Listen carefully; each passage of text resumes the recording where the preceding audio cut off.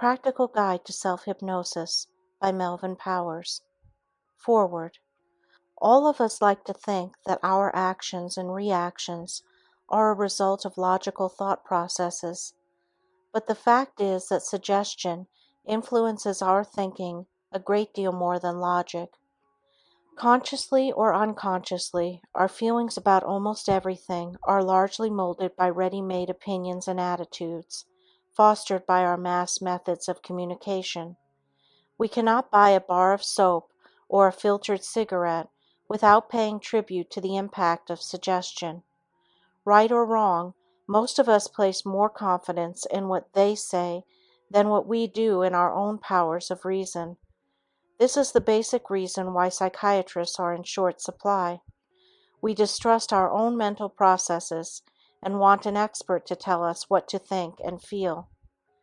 Despite this tendency to adopt our attitudes from others, man has always been dimly aware that he can influence his own destiny by directing his thoughts and actions into constructive channels.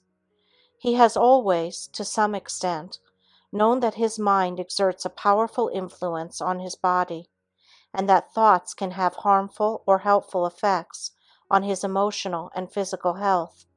The ancient Egyptian sleep temples and the attempts by early physicians to drive evil spirits out of the body were both attempts to influence the body through the mind.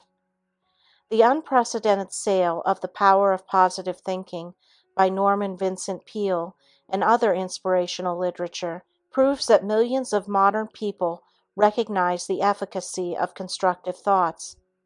What most of them do not recognize is that they are capable of implanting these beneficial thoughts in their own minds without reference to any outside agencies. This can be done through self-hypnosis. In modern society, we have many cults, religions, and methodologies which have mental discipline as their goal. The best example of a methodology is psychosomatic medicine, which deals with the interrelationship of the mind and body in the production of mental or physical illness. The rapid growth of hypnosis in the last few years is another example, and it is gratifying to see that the emphasis in this field is now shifting from hetero-hypnosis to self-hypnosis.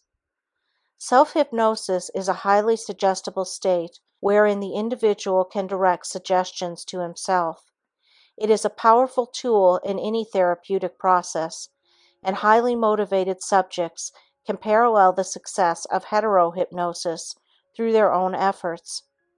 Self-hypnosis can be used as a palliative agent and can even afford lasting results in many areas of the organism.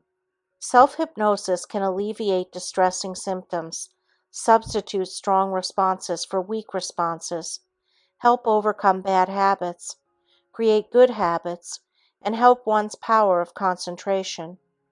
The total personality is eventually changed to the point where it can function adequately in an increasingly difficult environment. In learning self-hypnosis, the subject does not relinquish control of himself as is commonly believed. Actually, more control is gained. Self-sufficiency and self-confidence are inevitable results. It is well to remember, however, that even good things may be overdone, and good judgment is necessary for favorable results. Neither hypnosis nor self-hypnosis should ever be used indiscriminately. The effectiveness of self-hypnosis depends upon many factors. Strong motivation, intelligent application of suggestions, and diligence are prerequisites. We are not suggesting that self-hypnosis can take the place of all forms of psychotherapy. We do recommend it as an adjunct to therapy when indicated. Used judiciously, it can contribute a great deal to the individual's physical and emotional well-being and happiness. As a professional hypnotist for many years, I have seen astounding and apparently miraculous results by individuals using self-hypnosis. Many of these cases seem unbelievable to those not familiar with hypnotic phenomena.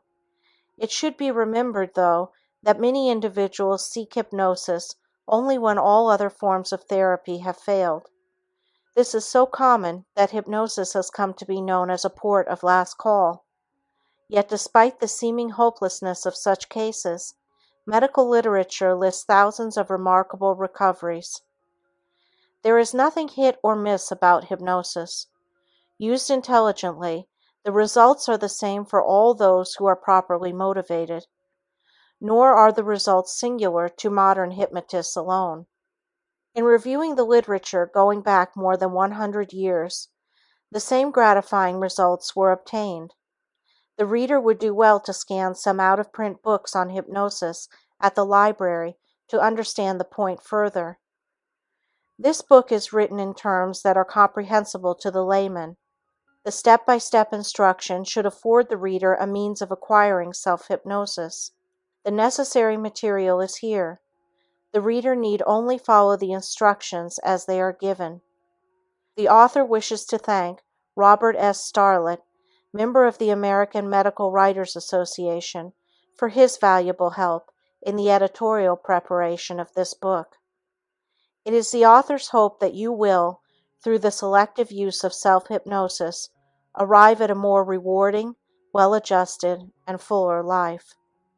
Melvin Powers, 12015 Sherman Road, North Hollywood, California, 91605. Chapter 1. What you should know about self-hypnosis. Hypnosis has been defined as a state of heightened suggestibility in which the subject is able to uncritically accept ideas for self-improvement and act on them appropriately. When a hypnotist hypnotizes his subject, it is known as heterohypnosis. When an individual puts himself into a state of hypnosis, it is known as self-hypnosis. In both cases, the subject has achieved a heightened state of suggestibility. Even in heterohypnosis, the subject really controls the response to suggestions. Actually, all hypnosis is really a matter of self-hypnosis. The subject enters into the hypnotic state when he is completely ready to do so. This may require from one to many attempts before it is achieved. Even if the subject insists that he wants to be hypnotized immediately, he may be resisting hypnosis unconsciously. In self-hypnosis, the same thing usually takes place. The subject is anxious to achieve self-hypnosis, but somehow the state eludes him. What's wrong? It may be that he is unconsciously resisting it, hasn't conditioned himself sufficiently, or has achieved the hypnotic state and doesn't know he is in the state. This last statement may be surprising, but we will examine it in detail a little later on. Most experts agree that about 90% of the population can be hypnotized. My own feeling is that probably 99% can be hypnotized. Who among us is not influenced by suggestion? Aren't we all, as we have seen, influenced by the suggestions of advertising? Don't we all have a tendency to believe what we read in the paper, hear on the radio, or see on television? Aren't we all convinced that a name brand article is better than one that is not so well known? Suggestion plays a tremendously important role in our daily lives. It begins from naming the baby with an appropriate name to securing a suitable place for interment. I would like to call the reader's attention to a fascinating book dealing with the unconscious reasons why we do so many of the things that we do. You will be intrigued with every page of the book. It is called The Hidden Persuaders by Vance Packard. My contention is that we are all suggestible, and therefore, being hypnotized or hypnotizing ourselves is just a matter of increasing the suggestibility that we already possess. Doesn't the hypnotist begin by suggesting relaxation? Doesn't he usually begin by requesting the subject to fix his attention on a particular object? Next, he suggests to the subject that his eyes are becoming heavy and tired. As soon as the subject closes his eyes, he suggests that he will be in a deep hypnotic state. I am sure that you are familiar with this procedure.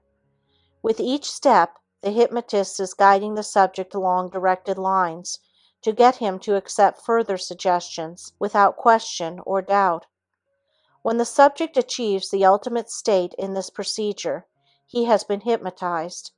He then accepts suggestions without equivocation. Let us continue with the same thought. Suppose I say to you, "I'm going to stick you with this pin. It won't hurt." Would you let me stick you with the pin? Obviously not.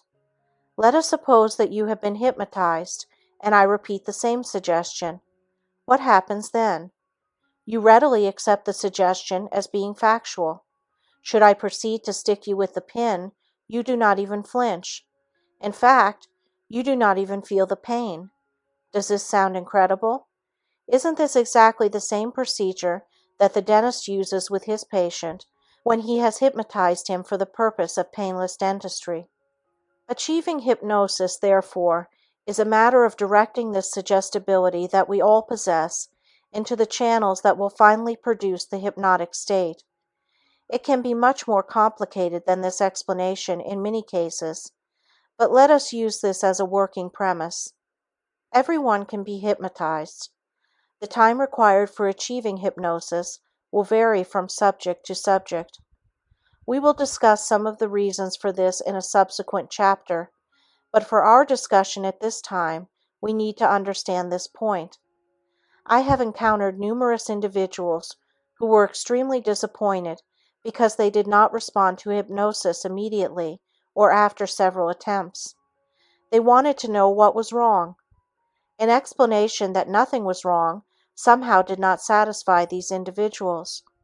After all, they argued, didn't I go to a hypnotist, especially to be hypnotized? Some insinuated that perhaps the hypnotist wasn't too good. Let me explain that most subjects need to be conditioned for hypnosis, and this conditioning is helped when the subject practices certain conditioning exercises that I shall discuss in detail in Chapter 6, titled How to Attain Self-Hypnosis. In my teaching, I have found that about 1 out of 10 subjects responds to the first attempt at hypnosis. One cannot make a definite statement as to the length of time necessary to learn self-hypnosis, but it is my experience that this usually takes about 1 month. I have had subjects learn self-hypnosis in about 30 minutes, but I must also relate that I have worked with subjects for 1 year before they achieved it. For the most part, the laws of learning apply to self-hypnosis as with anything else that one would want to learn. It can be a relatively simple procedure, or it can be very perplexing. The answer lies not so much with the hypnotist as with the subject. One question that arises is, if I'm under hypnosis, how can I give myself suggestions? During the hypnotic state, it must be remembered, the subject is always aware of what is going on. He hears what is said, follows directions, and terminates the state when told to do so. In the self-hypnotic state, the subject is in full control. Therefore, he can think, reason, act, criticize, suggest, or do whatever he desires. He can audibly give himself suggestions, or he can mentally give himself suggestions. In either case, he does not rouse from the hypnotic state unless he gives himself specific suggestions to do so. Many feel if they audibly give themselves suggestions, they will awaken. In hypnoanalysis, the subject answers questions during the hypnotic state. Having the subject talk does not terminate the state. You can keep the talkative subject under hypnosis as long as you want. Furthermore, the subject can be sitting erect with his eyes open and still be under hypnosis. Carrying this further, the subject may not even be aware that he is under hypnosis. He can be given a cue not to remember when the therapist makes a certain motion or says a certain word that he will go back into the hypnotic state, but still keep his eyes open. Only an experienced hypnotist could detect the change. Another frequent question is, how do I arouse myself from the self-hypnotic state? You merely say to yourself that upon counting to 5, you will open your eyes and wake up feeling fine. Many times the subject falls asleep while giving himself post-hypnotic suggestions. This is not undesirable, since the suggestions will spill over into the subconscious mind as he goes from consciousness to unconsciousness.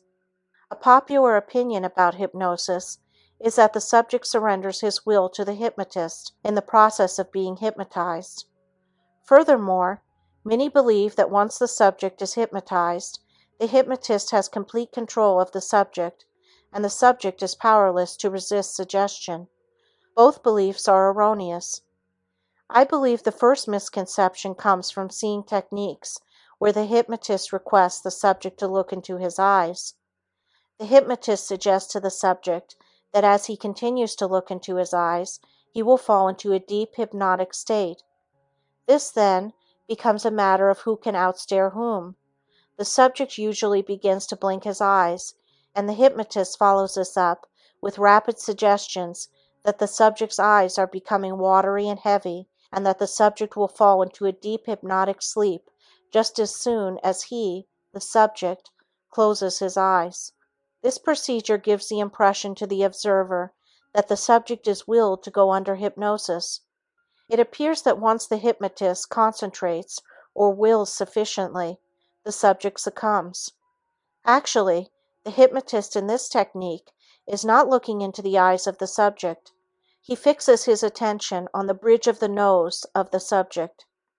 The concept that the subject is a helpless automaton stems from the weird movies where the mad scientist has hypnotized subjects into behaving like zombies. Naturally, there is usually a beautiful girl in the movie, and she too has been hypnotized. Even though the audience is sophisticated enough to realize that this science fiction drama is purely entertainment, the theme is repeated sufficiently in novels, comics, and television to make an indelible impression on the subconscious mind. It's the technique of telling the big lie so many times that it becomes believable. We are all influenced by this procedure. There is an excellent book explaining this very premise. It is called Battle for the Mind by William Sargent. It describes in detail the technique by which evangelists, psychiatrists, politicians, and advertising men can change your beliefs and behavior. Following the reason that the subconscious mind can be affected, you can see that a problem could present itself even though the subject consciously wishes to be hypnotized. Unconsciously, there may be a poor inner relationship with the hypnotist, which can create an unfavorable climate for hypnosis. When this is the case, the subject doesn't respond until such a time that he relates well to the hypnotist. Even the most calculated procedures will fail until a positive transference relationship is established. I am sure that you sometimes have said, "For some reason I don't like that person." If pressed for an answer, you'll probably reply, "I can't explain it, but I just have a feeling about him." Actually, your subconscious reactions are influencing your thinking, and you feel a certain way. The same thing takes place in business transactions. You either like or dislike the proposition presented to you. You may say, "I have a certain feeling about this deal." You may not be conscious of the reasons, but your subconscious has reacted automatically because of previous experience along similar lines. In giving you some insight into the hypnotic procedure, I am trying to point out certain problems in regard to acquiring self-hypnosis. For the most part, it is not a simple procedure that is accomplished immediately. You can't just will it. It requires working toward a specific goal and following definite procedures, which eventually lead to success. The hypnotist is usually endowed by the subject with an omniscience and infallibility which logically is unjustified. The subject is naturally extremely disappointed if he doesn't respond immediately. If he loses confidence in the hypnotist, he may never achieve hypnosis with this particular hypnotist. I have hypnotized subjects who have been to several other hypnotists without success, and I have had some of my unsuccessful subjects hypnotized by other hypnotists. How and why does it happen? I believe that some of the reasons are so intangible that it would be impossible to explain all of them with any degree of exactitude.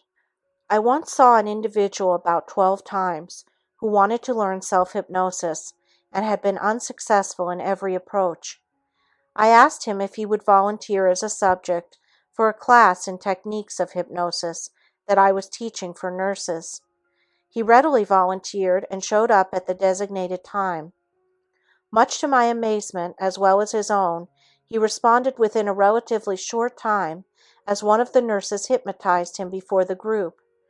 She had used a standard eye closure technique, requesting him to look at a spinning hypnodisc that I had previously used with him every time he was in the office.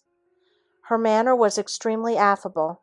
She had used the identical technique I had used unsuccessfully, and the subject responded excellently to cap the climax. He was the first subject the nurse had ever hypnotized, since this was only her third lesson. How would you account for it? Here was one of my students with 2 weeks' experience hypnotizing a subject, where I had failed while using every procedure that I felt would work. Was it because she was a better hypnotist? Perhaps. However, I'd like to recall at this time our discussion about subconscious responses. I'm inclined to feel that being hypnotized by a middle-aged female nurse created certain favorable unconscious responses, which accounted for his going under hypnosis at that time. It created the initial breakthrough which was needed. I was able to hypnotize him easily at his next appointment, and he acquired self-hypnosis readily from that time on. I have tried the same approach with other subjects who did not respond favorably, and have failed to attain the success that I did in the above case. Why the impasse? It is one of the difficulties that we encounter in hypnosis, and as yet it has not been resolved. We know that the easiest way to achieve self-hypnosis is to be hypnotized and given a post-hypnotic suggestion that you will respond to hypnosis by a keyword, phrase, or gesture. I have tried to point out some problems that can arise. Needless to say, these problems do not always arise, and the attainment of self-hypnosis can be a relatively simple procedure. There is usually some way of reaching a subject who does not respond in a reasonable length of time. Now we come to the point where the subject wishes to hypnotize himself. What happens in this situation? It would appear that the subject would go under hypnosis immediately. After all, isn't he controlling the hypnotic session? Of course, this does happen time and time again, and the results seem miraculous. I receive mail constantly from readers of several of my other books on hypnosis, telling me how they were able to achieve certain goals that they never dreamed possible. They write that they have achieved self-confidence and complete self-mastery, and have been able to overcome problems that had plagued them for many years. These problems not only include strictly psychological troubles, but many psychosomatic symptoms as well. Many have remarked at the ease in which they were able to achieve self-hypnosis and the results they wanted. For them it was as simple as following a do-it-yourself book. Others write about the difficulty they encounter and ask what to do about it. It is my hope that this book will shed some light for those who have experienced difficulty in learning self-hypnosis. We shall discuss many phases of hypnosis with the emphasis on self-hypnosis. We'll discuss its many ramifications and try not to leave out anything helpful in our discussion. If you follow the instructions and exercises that I give you assiduously, you will be able to achieve a depth of self-hypnosis suitable for solving many of your personal problems. Chapter 2. What about the dangers of hypnosis? One of the objections that you hear to hypnosis is that it can be dangerous in the hands of those not trained in psychodynamics of human behavior. Inasmuch as psychiatrists and clinical psychologists are the only ones who are thoroughly trained in the analysis of human behavior, this objection, if valid, could limit hypnosis to a comparative handful of therapists. Fortunately, it is not valid. This was proved several years ago when the Bridey Murphy craze gripped the country. Despite the fact that thousands of amateur hypnotists were practicing hypnosis, little or no harm resulted. I have personally instructed several thousand medical and non-medical individuals and have yet to hear of a single case where a crisis was precipitated or anything of a dangerous or detrimental nature occurred as a result of hypnosis. I have also taught several thousand persons self-hypnosis and can report the same findings. Many patients who seek treatment from competent psychiatrists, psychoanalysts, and psychologists do not always obtain satisfactory results. This doesn't mean that everyone should stop seeking help from these specialists. Even a specialist doesn't have a perfect record of successful therapy. What then is the objection to hypnosis? The theory that if you get rid of one symptom, another symptom will take its place really holds no truth and is usually advanced by those who have had little or no experience in the hypnosis field. However, a difference of opinion does exist even with those practicing hypnosis in this area. Some hypnotists trade down symptoms by replacing a serious symptom with a minor one, while others just remove the symptom. The latter is what a doctor does when he recommends aspirin for arthritis. He knows the aspirin will not cure the arthritis, but he wants to alleviate the symptom. To say that another symptom will replace the pain is unscientific and untrue. The same is true of hypnosis. Louis R. Wahlberg, M.D., clinical professor of psychiatry, New York Medical College, recently canvassed 30 experts in the field of hypnosis and found a few who felt symptom removal was irrational, temporary, or outright dangerous.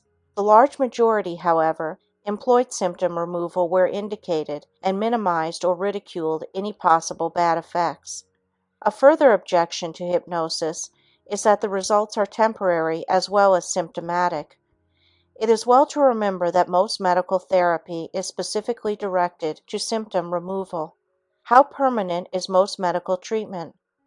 Once you couple heterohypnosis with self-hypnosis, you afford the patient the opportunity of utilizing suggestions for his own benefit anytime they are needed. This, of course, can make symptom relief permanent.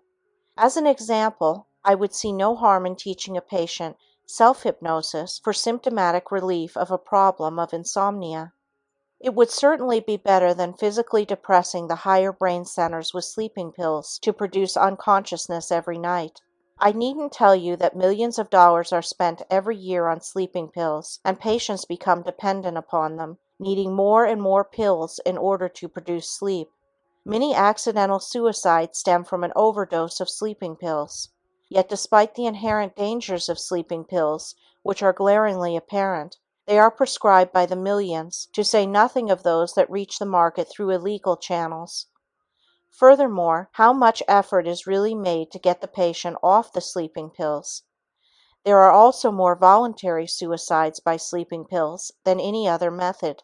Perhaps if these drugs weren't so readily available, many of these unfortunate individuals would be with us today. What about the often quoted statement that you might need to do some damage? Let's explore this area.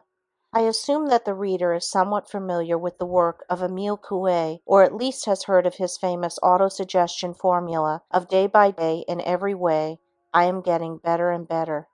During our time, thousands upon thousands of seemingly helpless and hopeless cases have been cured by repeating this affirmation over and over again, day after day, as the individual falls asleep.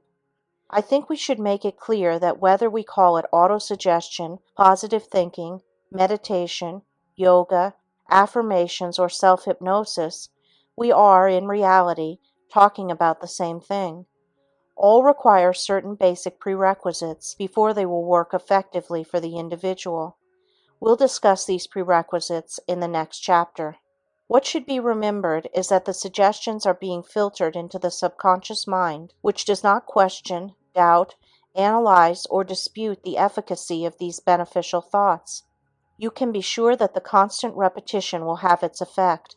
Hasn't the mind, in the past, accepted the individual's diagnosis when he said, "I'm sick, I have an inferiority complex, I can't stop smoking, I can't lose weight, I can't concentrate, I can remember a person's face, but I can't remember names. I have a difficult time falling asleep. I just can't seem to relax. Isn't such an individual, in effect, using self-hypnosis? And hasn't the person convinced himself of the validity of his present state? This is truly dangerous. It is negative hypnosis. The question that I raise is, why shouldn't the subconscious mind be even more convinced and respond strongly to suggestions which are in conformity with the natural desire to be of sound body and mind? I have never been able to find a logical answer. I think this is what happens many times. A person seeks help with a problem which in reality has nothing to do with hypnosis. His cure is not contingent on being hypnotized or on suggestion he or the hypnotist feel are indicated. You will read in nearly every book and article dealing with hypnosis that hypnotism is not a cure-all.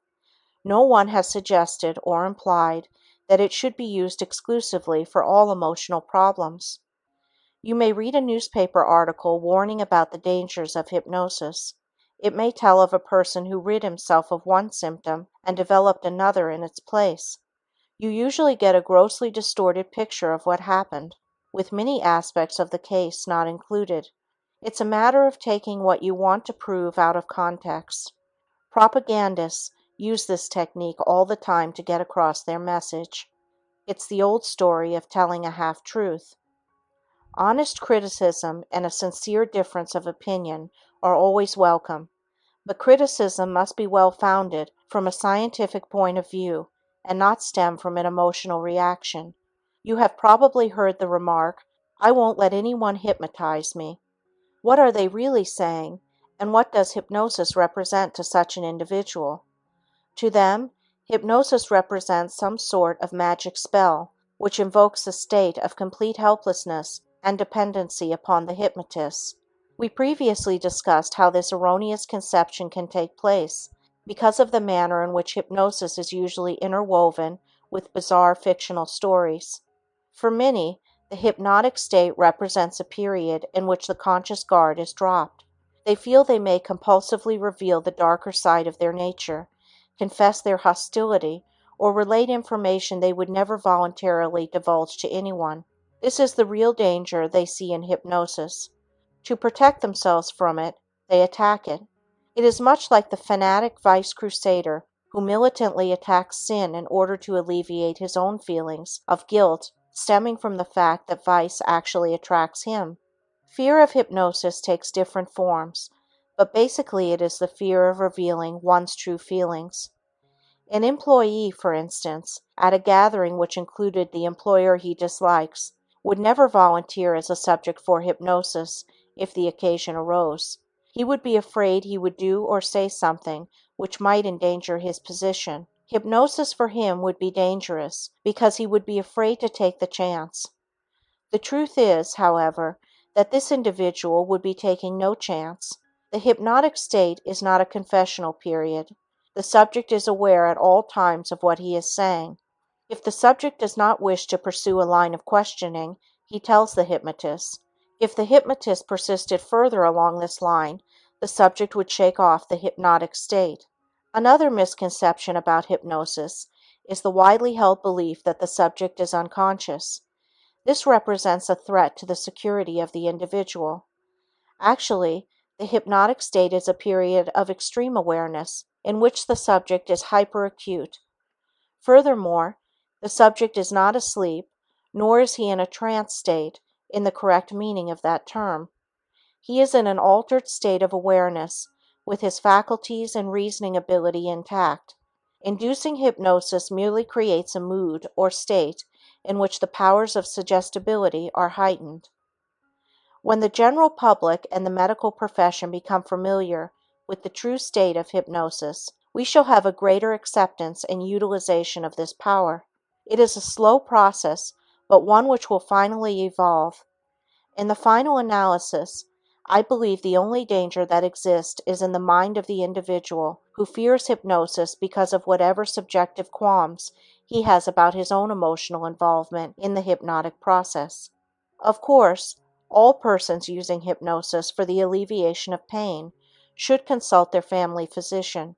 Pain is nature's way of indicating that something is wrong with the organism. It would be foolish to suggest that a pain in the stomach will disappear when this may be a sign of a needed appendix operation.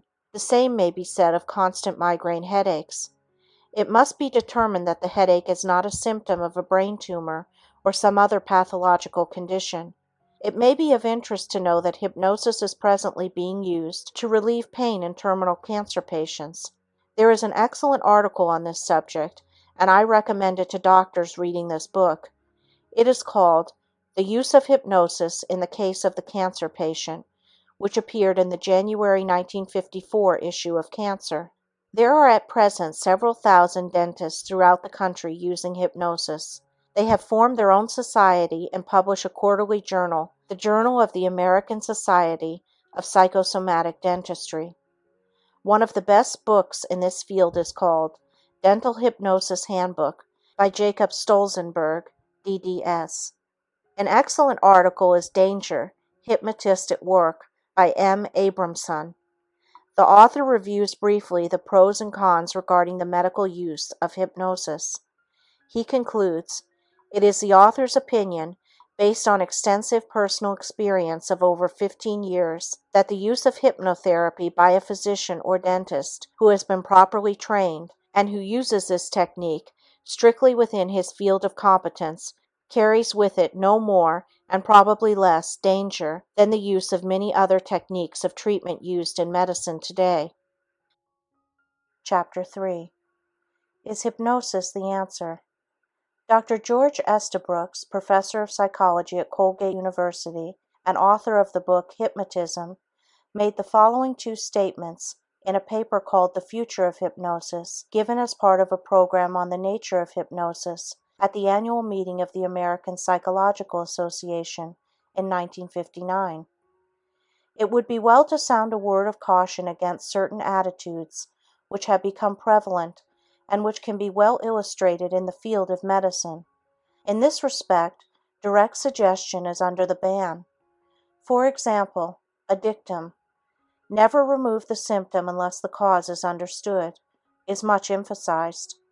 Its validity is greatly open to question, since much of medical practice is direct symptom removal, as only a little thought makes apparent. Another dictum generally followed is that the unconscious background of symptom complexes must necessarily be made conscious to effect a cure.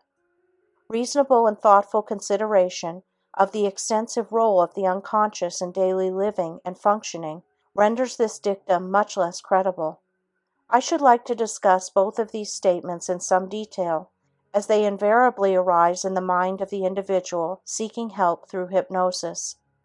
The first thought that comes to mind is that all the religious healings cited in the Bible involve direct symptom removal. The cures that are effected by religious devotees traveling to sacred shrines are also in the realm of direct symptom removal. I have yet to hear a criticism of this type of treatment directed at religious leaders or condemnation of the religious shrines. These cures are accepted as evidence of the power of faith or attributed to the supernatural. In these cases, nothing is ever done to make the person cured understand the nature of the unconscious mechanisms which contributed to his problem. Religious healing cannot be dismissed by merely saying, "It isn't scientific." A methodology is only scientific when it works. It is of no value if it doesn't help the individual seeking help. We must face the fact that not all people can be helped by the same psychological treatment. We can readily see this in the following extreme example. An aborigine suffering from a psychological problem certainly wouldn't be a candidate for psychoanalysis as we know it. He could, no doubt, be helped much more readily by a witch doctor. It also stands to reason that the sophisticated Westerner would not be influenced by the incantations of a tribal medicine man. Going further, we find there are many schools of psychotherapy and many approaches to solving man's emotional problems. The cure rate for all of them, however, is approximately the same. I think we must accept the fact that there is no one sound, logical, scientific approach. I believe that so long as the end result is achieved, the methodology was scientific for that individual's needs. The goal of all therapies is to help the patient free himself from whatever emotional problems beset him. This approach, to some readers, may seem an oversimplification of a very complex problem, but I think it's time that we had a simple, workable formula devoid of technical jargon. Too often, complex technical terms and theories have been glibly used to explain away failures. I believe we need more and more emphasis on measures to make the patient feel better rather than spending most of the time trying to find out why he doesn't feel well. This, of course, is symptom removal again. I should like to point out an interesting fact pertaining to biblical healers. So long as the fame of the healer preceded his arrival in any country, he was able to heal the sick. However, where his fame as a healer was either unknown or discredited, he found no faith and subsequently no cure. The earliest reference to hypnosis is in the Bible, Genesis 2:21. And the Lord God caused a deep sleep to fall upon Adam, and he slept. Dr. William Malamud, 86th President of the American Psychiatric Association, in an address delivered at the annual meeting in 1960, stated the following in a paper called Psychiatric Research, Setting and Motivation. During the last few years, we have witnessed a growing trend of overemphasizing the value of exact methodology and uniformity of standards. This trend, which could be characterized as a cult of objectivity, has already had an important influence on psychiatric research. It is true that in its emphasis on critical judgment and valid criteria, it has helped to curb unrestrained flights of imagination and sloppy methodology. But the overglorification of objectivity and the insistence on rigidly single standards of acceptable methods have resulted in a concentration on certain phases of the science of human behavior at the expense of other very important ones. I believe that most individuals have a fairly good understanding of how they came to have the problem that they have. I have yet to encounter a person who protests he has no idea why he doesn't function as he would like to in a certain area. From a practical standpoint, not many have the time nor money required to delve into the unconscious background of the problem. The high cost of treatment is a very real objection and cannot be discounted lightly. People suffering from emotional problems usually suffer financial reverses as well. Who is to help these people?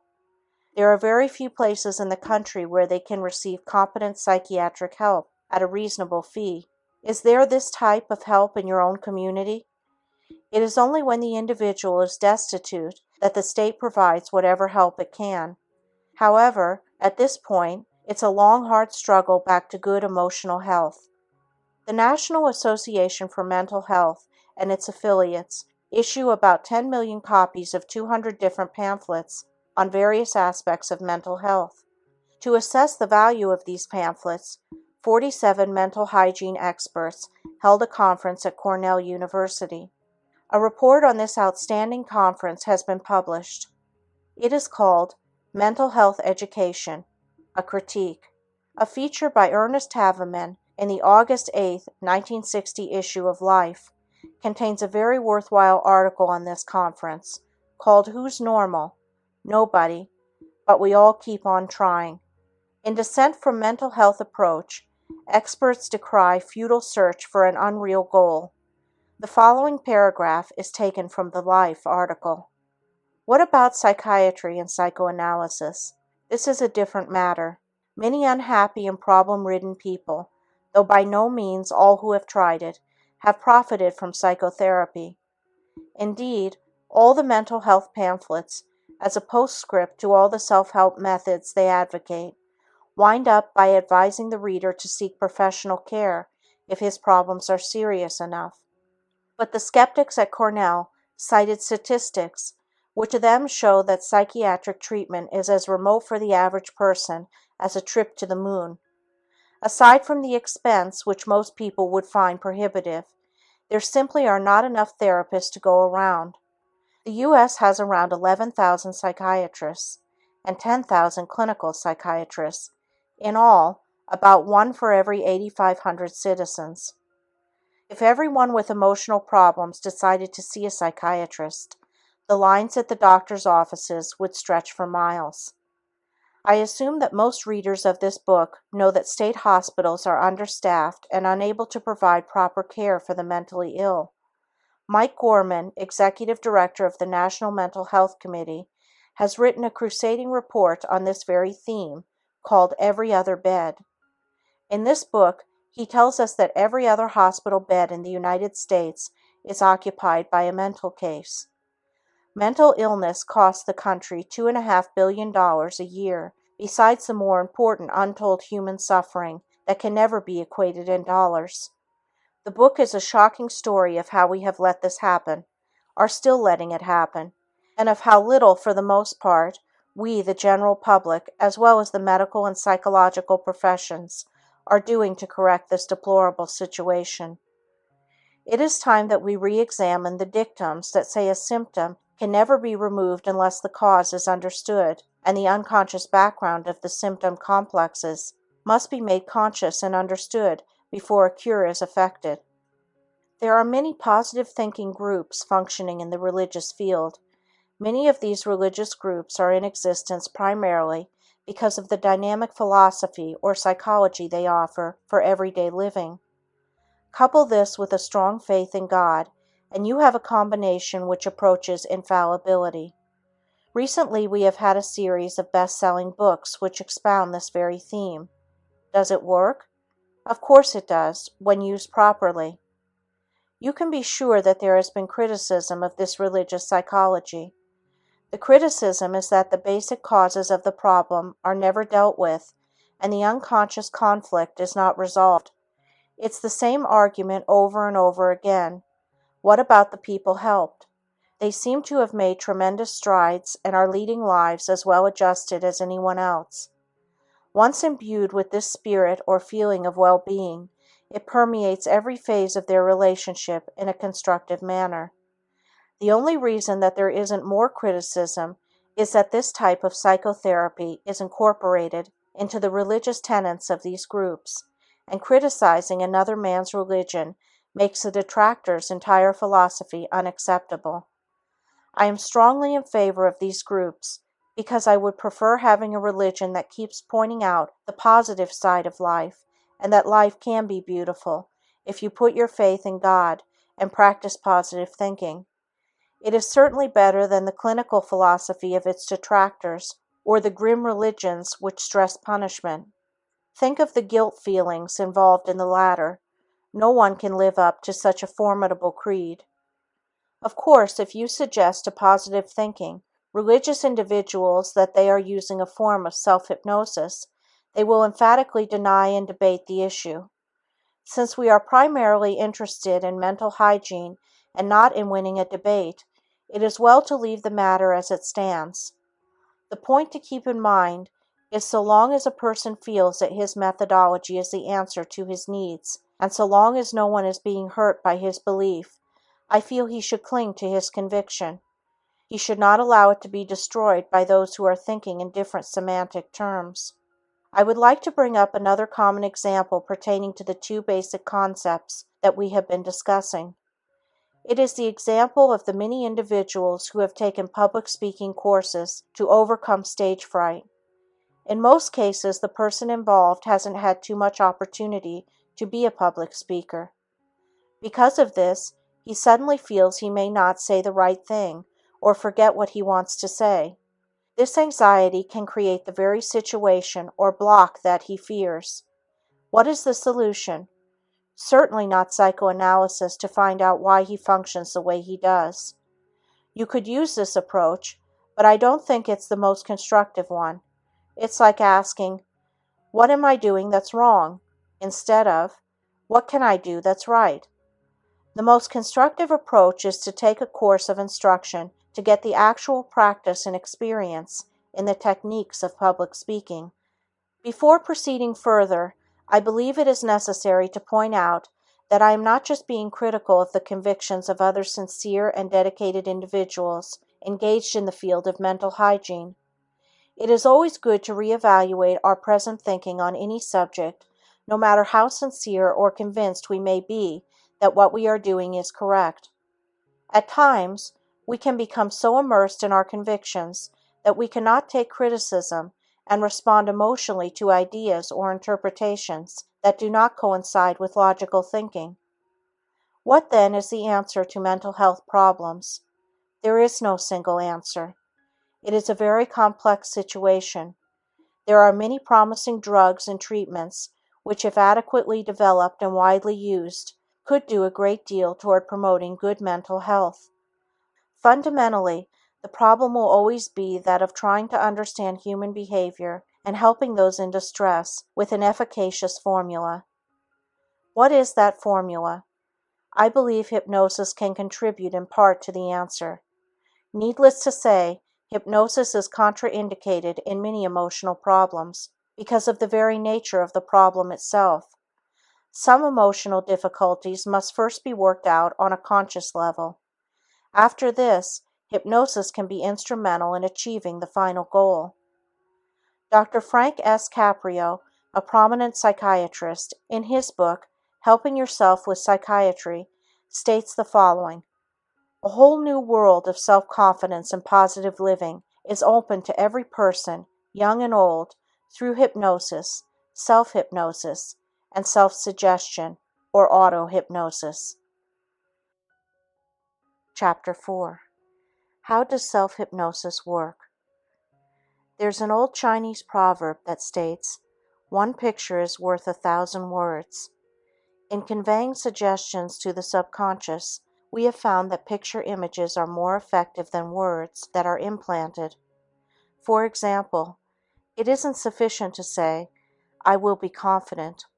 The words must be augmented by a picture of yourself as the confident person you want to be.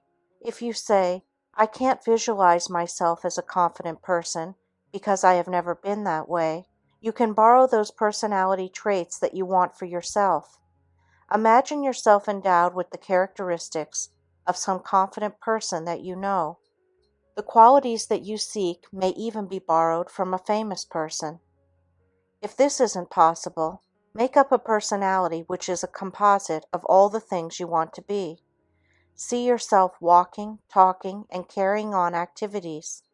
Keep fortifying this image with the mental suggestions that are needed. It won't be long before these mental impressions give rise to the confident feelings that you seek.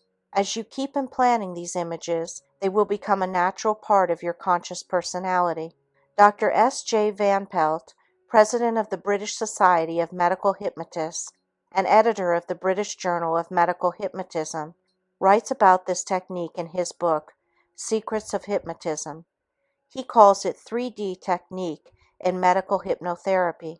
As you read the following paragraph, it would be well to remember that it contains the essence of making the self-hypnosis technique work, once you have achieved the hypnotic state per se. Incidentally, the same procedure can be used in attaining the hypnotic state itself. You see yourself entering the state of hypnosis in your initial attempts. This in turn sets up a conditioned response and a favorable emotional reaction which is necessary. The writer has found visualization of the greatest value in the re-education of the patient, which is an essential part of hypnotherapy. In this method, after the cause of the trouble has been discovered and as a part of his re-education, the patient is instructed, while under only light hypnosis, to form a picture in his mind. He is asked to imagine a movie screen and to see himself, just like an actor, on this screen playing a part. He is told that the picture looks very real, 3D in fact, and that he can see himself acting and looking the way he wants to look and act. Various scenes are suggested, such as the patient will have to face in real life. In each he is instructed to see himself, as in real life, always succeeding.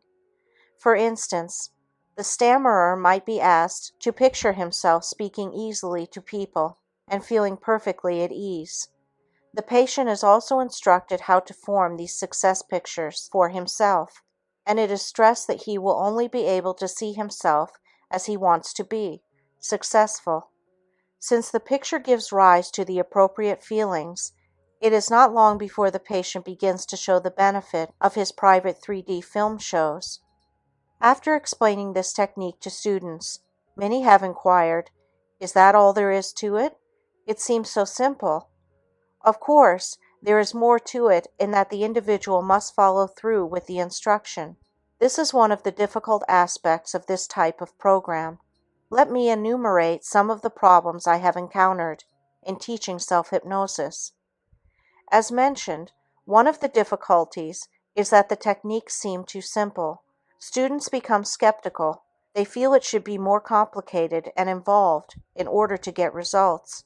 I suppose people better appreciate something that comes only after a hard struggle. This procedure is devoid of this.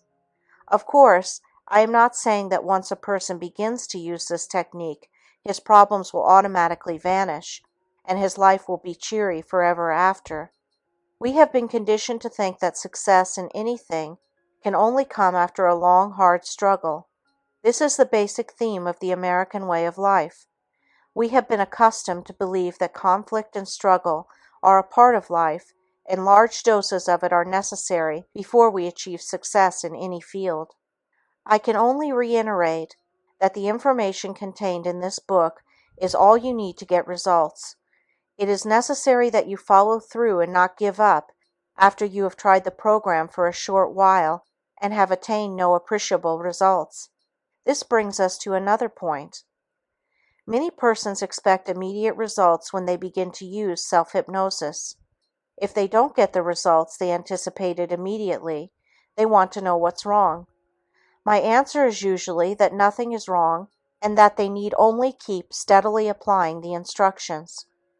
Certainly one doesn't become a proficient typist, musician, actor, or sportsman because he has mastered the basic techniques. It takes time to acquire proficiency. Let me assure you that anyone using and applying this technique can benefit from it. One of the troubles in dealing with any problem is routing defeatism and hopelessness.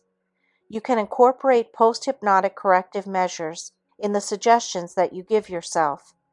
However, I believe that they must be dealt with on a conscious level as well. You must believe that you can conquer your difficulties no matter how long you have had them. If you are prepared to work with self-hypnosis in an unremitting manner, you will achieve the self-help that you seek. Now and then, you can anticipate a setback in your progress, but this needn't discourage you from your overall task. Recount the progress already made.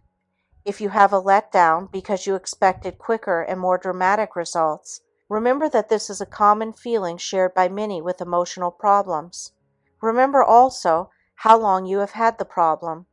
No doubt you have tried other methods and became discouraged because you weren't making the progress you had anticipated.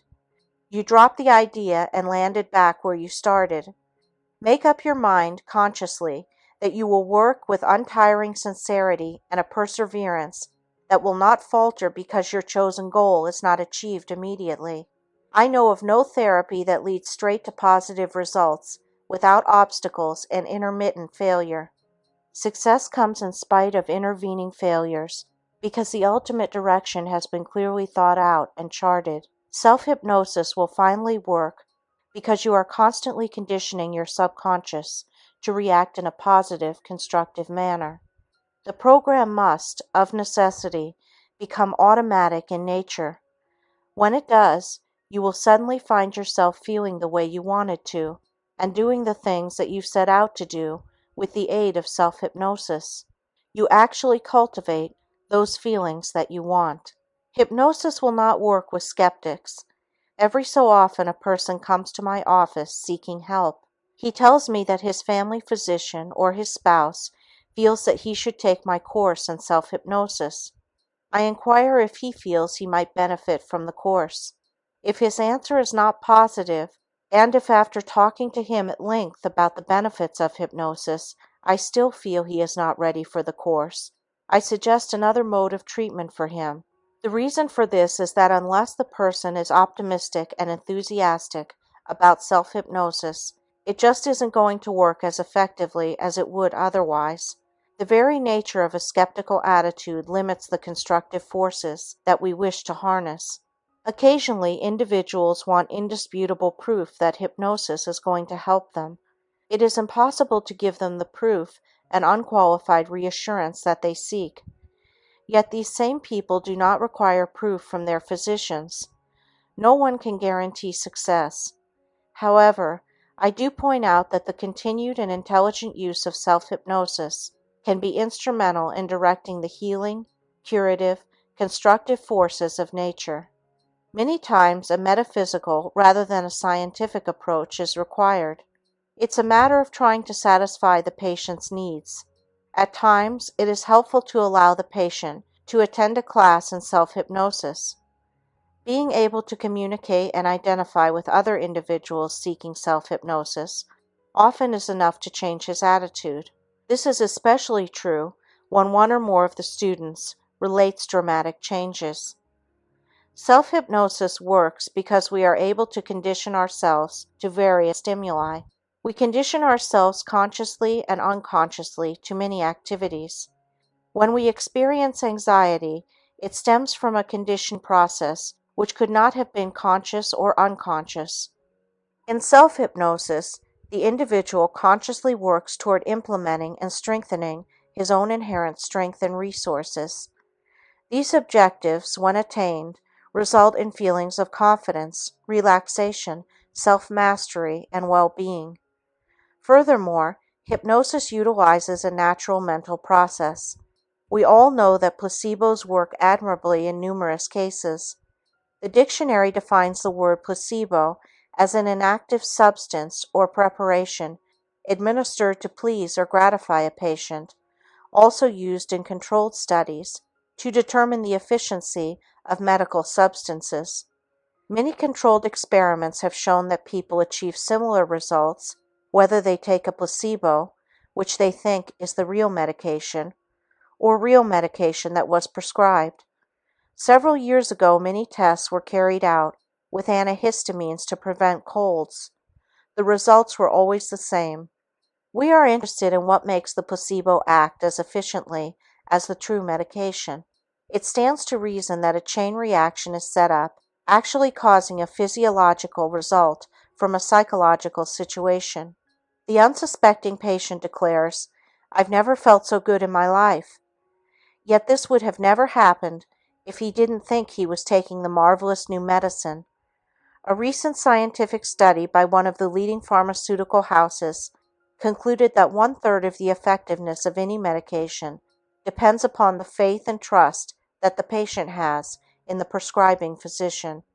I am sure that the placebo results and the patient's faith in the physician as contributing factors to the effectiveness of medications do not come as a revelation.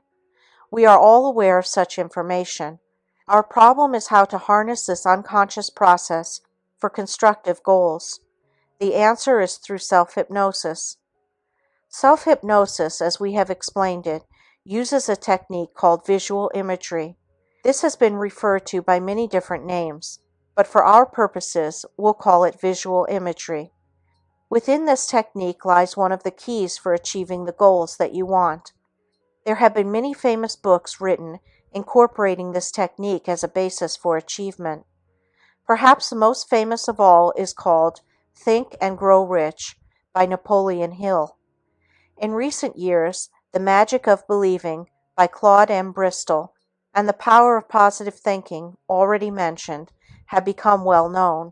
The book which gives direction to most of the books in this field is called Self-Mastery Through Conscious Autosuggestion by Dr. Emile Coué.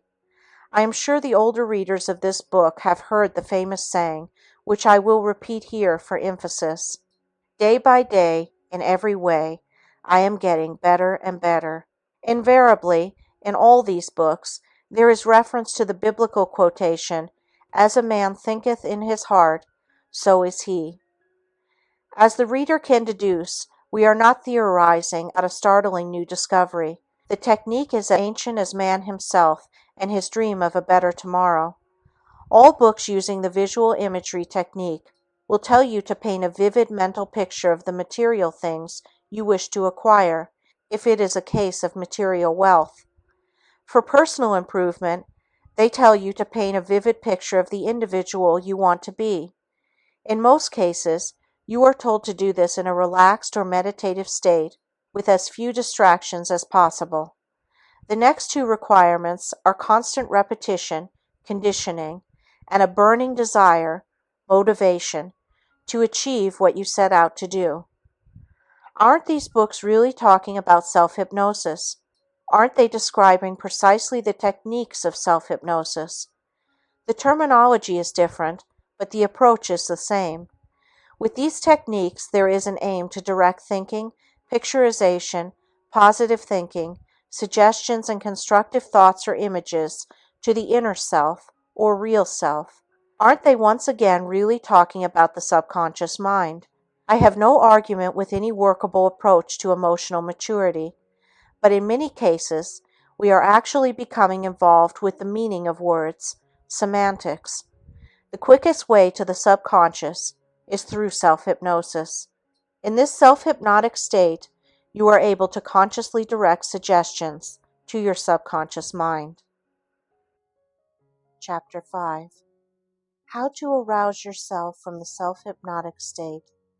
You will note that this chapter precedes instruction on how to attain self-hypnosis.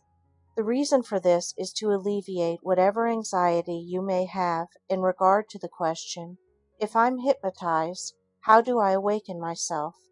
It is important to understand that even though you are hypnotized, you are in control. You are aware of your surroundings, what is going on about you, can think clearly, and can arouse yourself very easily. It is only necessary to say or think, I shall now open my eyes and wake up feeling fine. You could also give yourself a specific count and say, as I count to 5, I'll open my eyes and wake up feeling wonderfully well and refreshed. 1, 2, 3, 4, 5. It should be remembered that while we sometimes use the word sleep to describe the hypnotic state, we are not actually referring to true sleep. This accounts for much of the confusion. The individual thinks, if I'm asleep, how can I awaken myself? If the subject were asleep in the true sense of the word, this would be impossible. Actually, the subject is in a special or heightened state of awareness. In self-hypnosis, he is extremely conscious, although his general physical appearance is one of passiveness. In the self-hypnotic state, the individual consciously gives himself whatever suggestions he desires. This proves he is conscious, and therefore can awaken himself with the appropriate suggestions. Occasionally, the subject falls asleep while giving himself suggestions, or while relaxing to get into the right psychological mood. Naturally, in this case, the subject will awaken in due course. If the subject practices hypnosis when he is normally set to fall asleep in bed, he would awaken refreshed in the morning at his usual time. Before beginning to give yourself therapeutic suggestions, you could give yourself the following suggestions, which give you a specific length of time that you will work with self-hypnosis. I shall work with self-hypnosis for 15 minutes. At the end of that time, I shall open my eyes and wake up feeling wonderfully well, wide awake, confident, cheerful, and optimistic. The moment I open my eyes, I'll feel refreshed. In case of any outside danger, I'll be able to awaken immediately, be fully alert, and act accordingly. You will notice that these suggestions take into consideration the possibility of something happening of danger to the individual, such as fire, etc. These points arise in the minds of most individuals attempting self-hypnosis and are well taken. You could also set an alarm clock to awaken you at a designated time. Let us assume to arouse yourself you gave yourself a suggestion to open your eyes and be wide awake at the count of 5. You count to 5 and for some reason you are unable to open your eyes. First of all, don't worry. Remain relaxed and give yourself the suggestions over again, emphasizing to yourself that at the count of 5, you will absolutely, positively be able to open your eyes very easily and will feel fine. You then begin the count again, reiterating between each number that you will positively open your eyes at the count of 5 and be wide awake. This should do it. Should this not do it, may I reassure you again, don't become alarmed. Relax for a few minutes and try again. You'll be able to open your eyes and wake up. I hope I haven't frightened you with the prospect of not being able to awaken. I bring this up only to acquaint you with the procedure to use. Actually, the problem of dehypnotization is a rare one. I should point out a very important fact. I have never had a subject practicing or using self-hypnosis tell me he had the least bit of difficulty in awakening himself from the self-induced hypnotic state.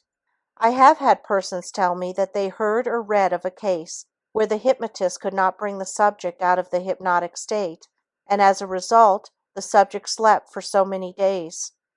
Not one of those stories could be documented.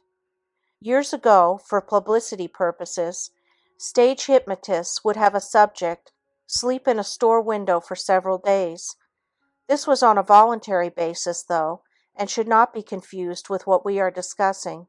In working with subjects, I have very rarely had a subject who did not awaken at a specific count, but I have had this experience. I have usually found that the subject is so relaxed that he just didn't want to awaken for fear of losing this pleasant sensation. When the subject doesn't awaken, I merely ask him in a calm manner, "Why don't you wish to wake up? You can answer me without awakening from the hypnotic state." He usually replies he'd like to remain in this state for another 5 minutes or so. I agree to this extended period, while getting a firm commitment from him that he will awaken after this period. This is usually sufficient to bring the subject out of the hypnotic state. Occasionally, the instructions to wake up are not clear to the subject. If this is the case, clearer instructions should be given. You could also deepen the hypnotic state and then give suggestions to awaken at a specific count in a very authoritarian manner. Every so often, I have found that the subject has fallen into a natural sleep and just hasn't heard the instructions. In this case, I raise my voice, which is usually sufficient, or gently shake the subject, awakening him as you would any sleeping person. I would like to relate a rather interesting experience that I had with a male subject. I had worked with this particular subject 6 times previous to this occasion. He was a good hypnotic subject, and he failed to awaken in the usual manner. Since he had carried out several post-hypnotic suggestions, it was rather perplexing to analyze what had happened. After about 10 minutes, he finally agreed, while he was under hypnosis, to awaken at a given count. I asked him what was the nature of the difficulty. He replied, "I wanted to see how you would react." In conclusion, having difficulty in dehypnotizing yourself is extremely rare. Should it happen, keep calm and repeat the suggestions with emphasis. Even in heterohypnosis, where the hypnotist hypnotizes a subject, it is extremely rare. There are explainable psychodynamic factors for this. However, they can be met adequately while the subject is under hypnosis. Chapter 6. How to attain self-hypnosis. Let us begin with the hypothesis that anyone can learn and practice, to some degree, the science of self-hypnosis. We shall assume that you have carefully thought out what you want to accomplish. You have, through self-analysis, come up with reasonable goals of therapy and self-improvement. The next step is the acquisition of the hypnotic state, per se. Before giving you the specific instructions, I would like to clarify a question which invariably arises in teaching a student self-hypnosis. It is, are the suggestions that I give myself as effective as the ones you would give me in heterohypnosis? It is natural to assume that the suggestions of the hypnotist would be more effective than those given by the subject himself, but both have the same intrinsic value. It is well to remember that all hypnosis is really self-hypnosis, and all heterosuggestions are transposed into self-suggestions. If the hypnotist firmly suggests, from this moment you will feel very confident in all life situations, the subject automatically and unconsciously rephrases the statement, from this moment I will feel very confident in all life situations. The subject, ordinarily, mentally or aloud, repeats all suggestions using the pronoun I instead of you. The easiest and quickest way to learn self-hypnosis is to be hypnotized and given a post-hypnotic suggestion to the effect that you will be able to put yourself into the hypnotic state at a given stimulus whenever you desire to do so. The hypnotist need not be a professional. Anyone understanding the rudiments of hypnosis can do this. However, let us assume you want to learn self-hypnosis and cannot find help. If you understand and consciously practice the instructions that I shall outline, you will attain your goal. Sit in an easy chair or recline on a sofa or bed. Next, choose a point of eye fixation on the ceiling, preferably a spot behind you, which would normally cause eye fatigue or strain. Now breathe very slowly and deeply. As you do this, repeat aloud or mentally the word sleep as you inhale and deep sleep as you exhale. Do this for several minutes in a very monotonous manner until such a time as you find yourself getting drowsy. Next, suggest to yourself that your eyelids are becoming heavy and tired. The goal is to acquire eye closure using this method. You want to reach a state where it is uncomfortable to keep the eyes open. Once you get your eyes closing, seemingly of their own volition, you have reached the first step in achieving self-hypnosis. You can repeat to yourself such suggestions as, my eyelids are becoming very heavy and tired. My eyes are becoming very watery. My eyelids are blinking. I just want to close my eyes. The moment I close my eyelids, I shall fall into a deep, sound, hypnotic sleep. Even though in a deep state of hypnosis, I shall be aware of my surroundings and be able to direct post-hypnotic suggestions to my subconscious mind. When your eyelids actually become heavy, or when your eyes actually begin to water, you intensify these feelings by repeating affirmative suggestions along these very lines. This is known as the feedback technique and helps to reinforce the actual condition that exists. Proceeding in this way hastens the actual closing of the eyes and attainment of the hypnotic state per se. Let us assume that you practice this procedure and seemingly nothing happens. Continue to practice it again and again until such a time as you are able to achieve an eye closure. You will eventually be able to do this within a relatively short period of time. One of the best times to practice the technique just given is when you are falling asleep at night. The lights are out and you are lying in bed. Choose an imaginary spot above and behind your eye level so there is some strain on the eye muscles. Now begin giving yourself suggestions that your eyelids are becoming heavy, etc. The reason this period is such an excellent time to practice self-hypnosis is that the suggestions you give yourself spill over into your subconscious as you drift from consciousness to unconsciousness. It's like telling yourself to wake up at a certain time in the morning. The suggestion reaches your subconscious and activates you consciously to awaken. Using this approach, you can give yourself dynamic, constructive suggestions at this time, as well as giving yourself the post-hypnotic suggestion that the next time you practice self-hypnosis, you fall into a deeper, sound, hypnotic state at the count of 3. You also emphasize that your eyelids will close involuntarily whenever you relax for 5 minutes, and afterwards count to 3. This conditioning process will be augmented by the use of the sleep period. The suggestions will tend to work unconsciously during this period and hasten your attainment of the constructive goals, as well as the self-hypnotic goal itself. Once you have achieved eye closure, deepen the hypnotic state by the following suggestions.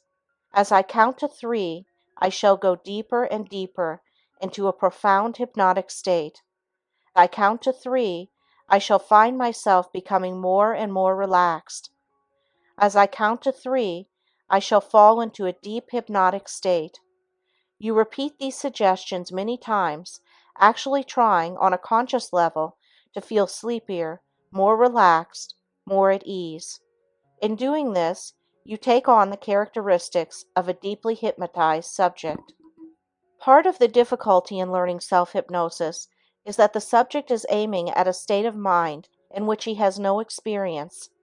If I say, act happy or act sad, there is an immediate reaction from your experiential background, and you can react accordingly. If you have never seen anyone hypnotized and I say, act as though you were hypnotized, you must, of necessity, act in a manner that you would assume approximated that of hypnosis. If you had actually seen someone hypnotized, you would naturally take on the characteristics you had observed. This would either be done consciously or unconsciously. Some individuals describe the hypnotic state as a state of complete relaxation.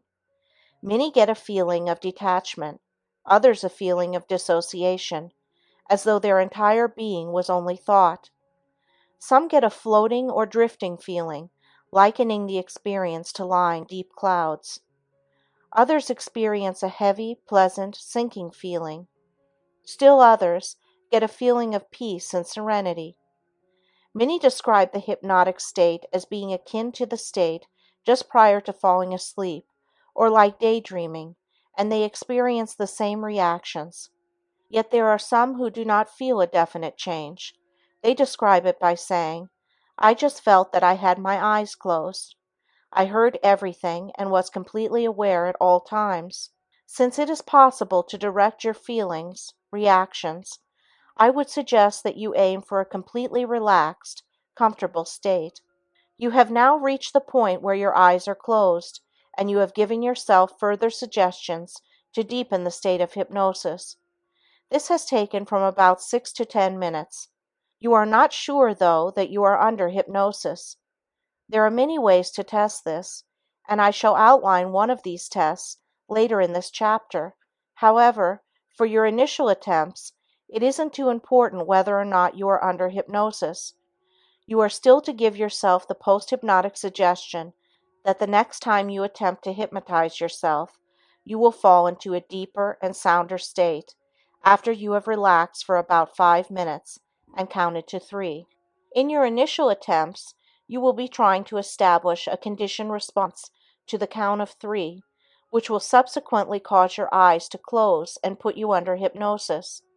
Eventually, you should react instantly to the count of 3 or any other cue you may use to trigger the response. The key words or stimulus become associated with the action that you seek. Through repetition, just thinking about the stimulus can bring on the response. This is known as ideomotor action and is present in the waking as well as the hypnotic state. Pavlov's famous experiments, which induced dogs to salivate when a bell was rung after previously having food fed to them at the same time, are examples of this type of conditioning. Don't we generally become hungry if someone tells us it's noon and time for lunch, when in fact it's only 11 o'clock? I had a common experience recently that I'm sure many readers have shared. One of my neighbors, seeing my car was parked in front of my house and knowing I was home, called to say he was dropping in to see me. While working on the manuscript of this book, I thought I heard the doorbell as I was typing. I went to the front door and no one was there.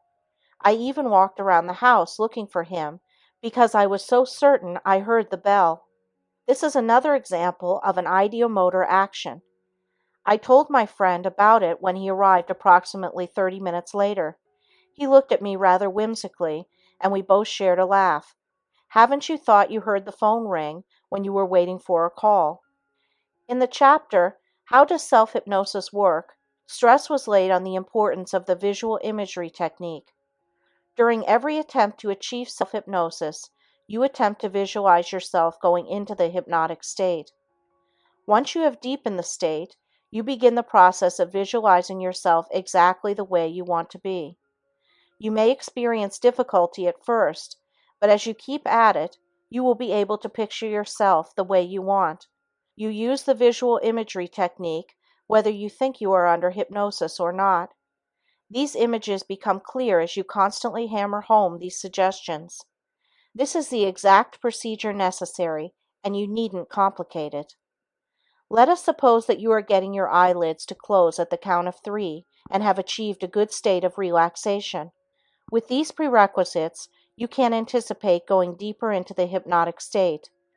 Actually, being able to get the eyes to close at a specific count is the first level in determining if the subject has gone under hypnosis. If you have conditioned yourself this far, then you can go to the next step. The next test is called the swallowing test.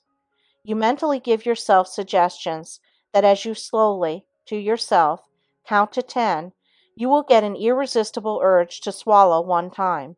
You further suggest that this will happen even before you reach the count of 10. You then begin to count. 1. My throat is parched, and I feel an irresistible urge to swallow one time. 2. My lips are becoming very dry, and I feel an irresistible urge to swallow. 3. My throat feels very dry, and I feel an irresistible urge to swallow one time. 4. Before I reach the count of 10, the urge to swallow one time will become irresistible because my lips and throat are so dry. 5. Once I swallow, I shall no longer have the urge to swallow again, and as I swallow one time, I shall fall into a deeper and sounder state of hypnosis. Continue with similar suggestions, repeating and affirming the suggestions about swallowing. Once you actually swallow, you discontinue the suggestions, and instead, give yourself suggestions that you are falling deeper and deeper into a sound hypnotic state, and that the constructive suggestions you now give yourself will work for you. Once again, you practice visual imagery, seeing yourself the way you want to be, while fortifying this image with forceful, positive suggestions. You close by giving yourself suggestions that you will enter the hypnotic state whenever you relax for 5 minutes and count to 3. The suggestions are just as effective whether given aloud or mentally. Many subjects report that they are reluctant when it comes to giving suggestions to themselves. I can only say that as you continue to work with yourself, you will develop confidence in giving yourself suggestions. In order for the suggestions to be effective, they cannot be given in a reticent or hesitant manner. They must be given with enthusiasm and anticipation. If you assiduously follow these instructions, you will derive the benefits you seek in the shortest possible time, and witness the positive, tangible results of your suggestions and efforts. In the next chapter, you'll learn how to deepen the self-hypnotic state. Chapter 7. Deepening the self-hypnotic state. For each progressive test, it is usually necessary to have accomplished the preceding tests. However, this is not an absolute rule. Frequently, a subject responds to tests at the beginning of the depth scale, and then to others at the end of the depth scale. Certain tests in between do not work. I have had the following experience more than once while teaching one of my classes in self-hypnosis. In testing the depth of hypnosis, I run the gamut of all the tests from light to deep. In this way, the subject can ascertain how far he has progressed. One frequent test for the deep state is to give the subject a post-hypnotic suggestion to the effect that the next cigarette he smokes will have a vile taste, and it will be absolutely impossible for him to take more than 3 puffs. It is further suggested that after the 3rd puff, the cigarette taste will be so unbearable, it will become necessary for him to extinguish the cigarette. We can expect an excellent hypnotic subject to comply with these post-hypnotic suggestions, but a subject who hasn't even passed the eye closure test, test number 1, or any other test, may unexpectedly react perfectly to the cigarette test, which we know is a standard test, for determining if the subject has entered into a deep state of hypnosis. How can you account for it? There is no simple or positive answer. If we hadn't given him this particular test, he would have felt that he wasn't making progress in his determination to become a good hypnotic subject. Because of this, he might not have given himself therapeutic suggestions because he wouldn't feel he had reached a state of hypnosis which would benefit him. Remember the following instructions of giving yourself whatever therapeutic suggestions you want, regardless of the fact that you feel that nothing has happened. I have seen many subjects who were bewildered because certain tests did not work, yet were pleased because of very gratifying overall results from using self-hypnosis.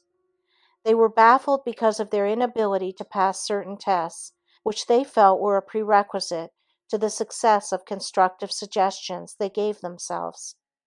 It is commonly felt that the deeper the state of hypnosis, the better the results.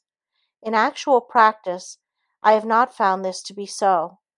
I have had excellent results in a relatively short period of time with subjects who only achieved a light state, and it has been necessary to work with others who achieved a deep state of hypnosis for a longer period before lasting results were in evidence. Naturally, each individual presents a different set of needs, and even though the symptoms may be basically the same, each will respond favorably when his requirements are met. This happens on a conscious as well as an unconscious level. For example, the mere assurance by a physician that the patient is all right and has nothing to worry about is often sufficient to bring about desirable results. Another example is the mother who stops the sobbing of her hurt child by a loving kiss. A logical approach, pointing out to the child that he really didn't hurt himself, would never have worked. We have all heard stories of primitive tribesmen who have died because they knew they were the object of death wishes by another member of the tribe. The key to achieving a greater depth of self-hypnosis lies in the use of the visual imagery technique. You see yourself going into the hypnotic state, deeper and deeper.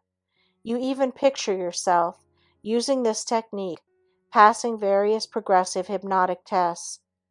The second part of the key lies in giving yourself a post-hypnotic suggestion that each succeeding attempt will put you into a deeper state as a result of a given stimulus, such as the count of 3. The following instructions should not be attempted usually, unless you have been successful in achieving the 2 basic tests, the eye closure, as well as the uncontrollable urge to swallow, followed by the physical act of swallowing at a specific count. If the conditioning process works for these 2 tests, you have achieved the lethargic state of hypnosis. This is the first state of hypnosis and is generally referred to as the light state. Therapeutic suggestions can work admirably in this state. The next state of hypnosis is known as the cataleptic state and is referred to as the medium state.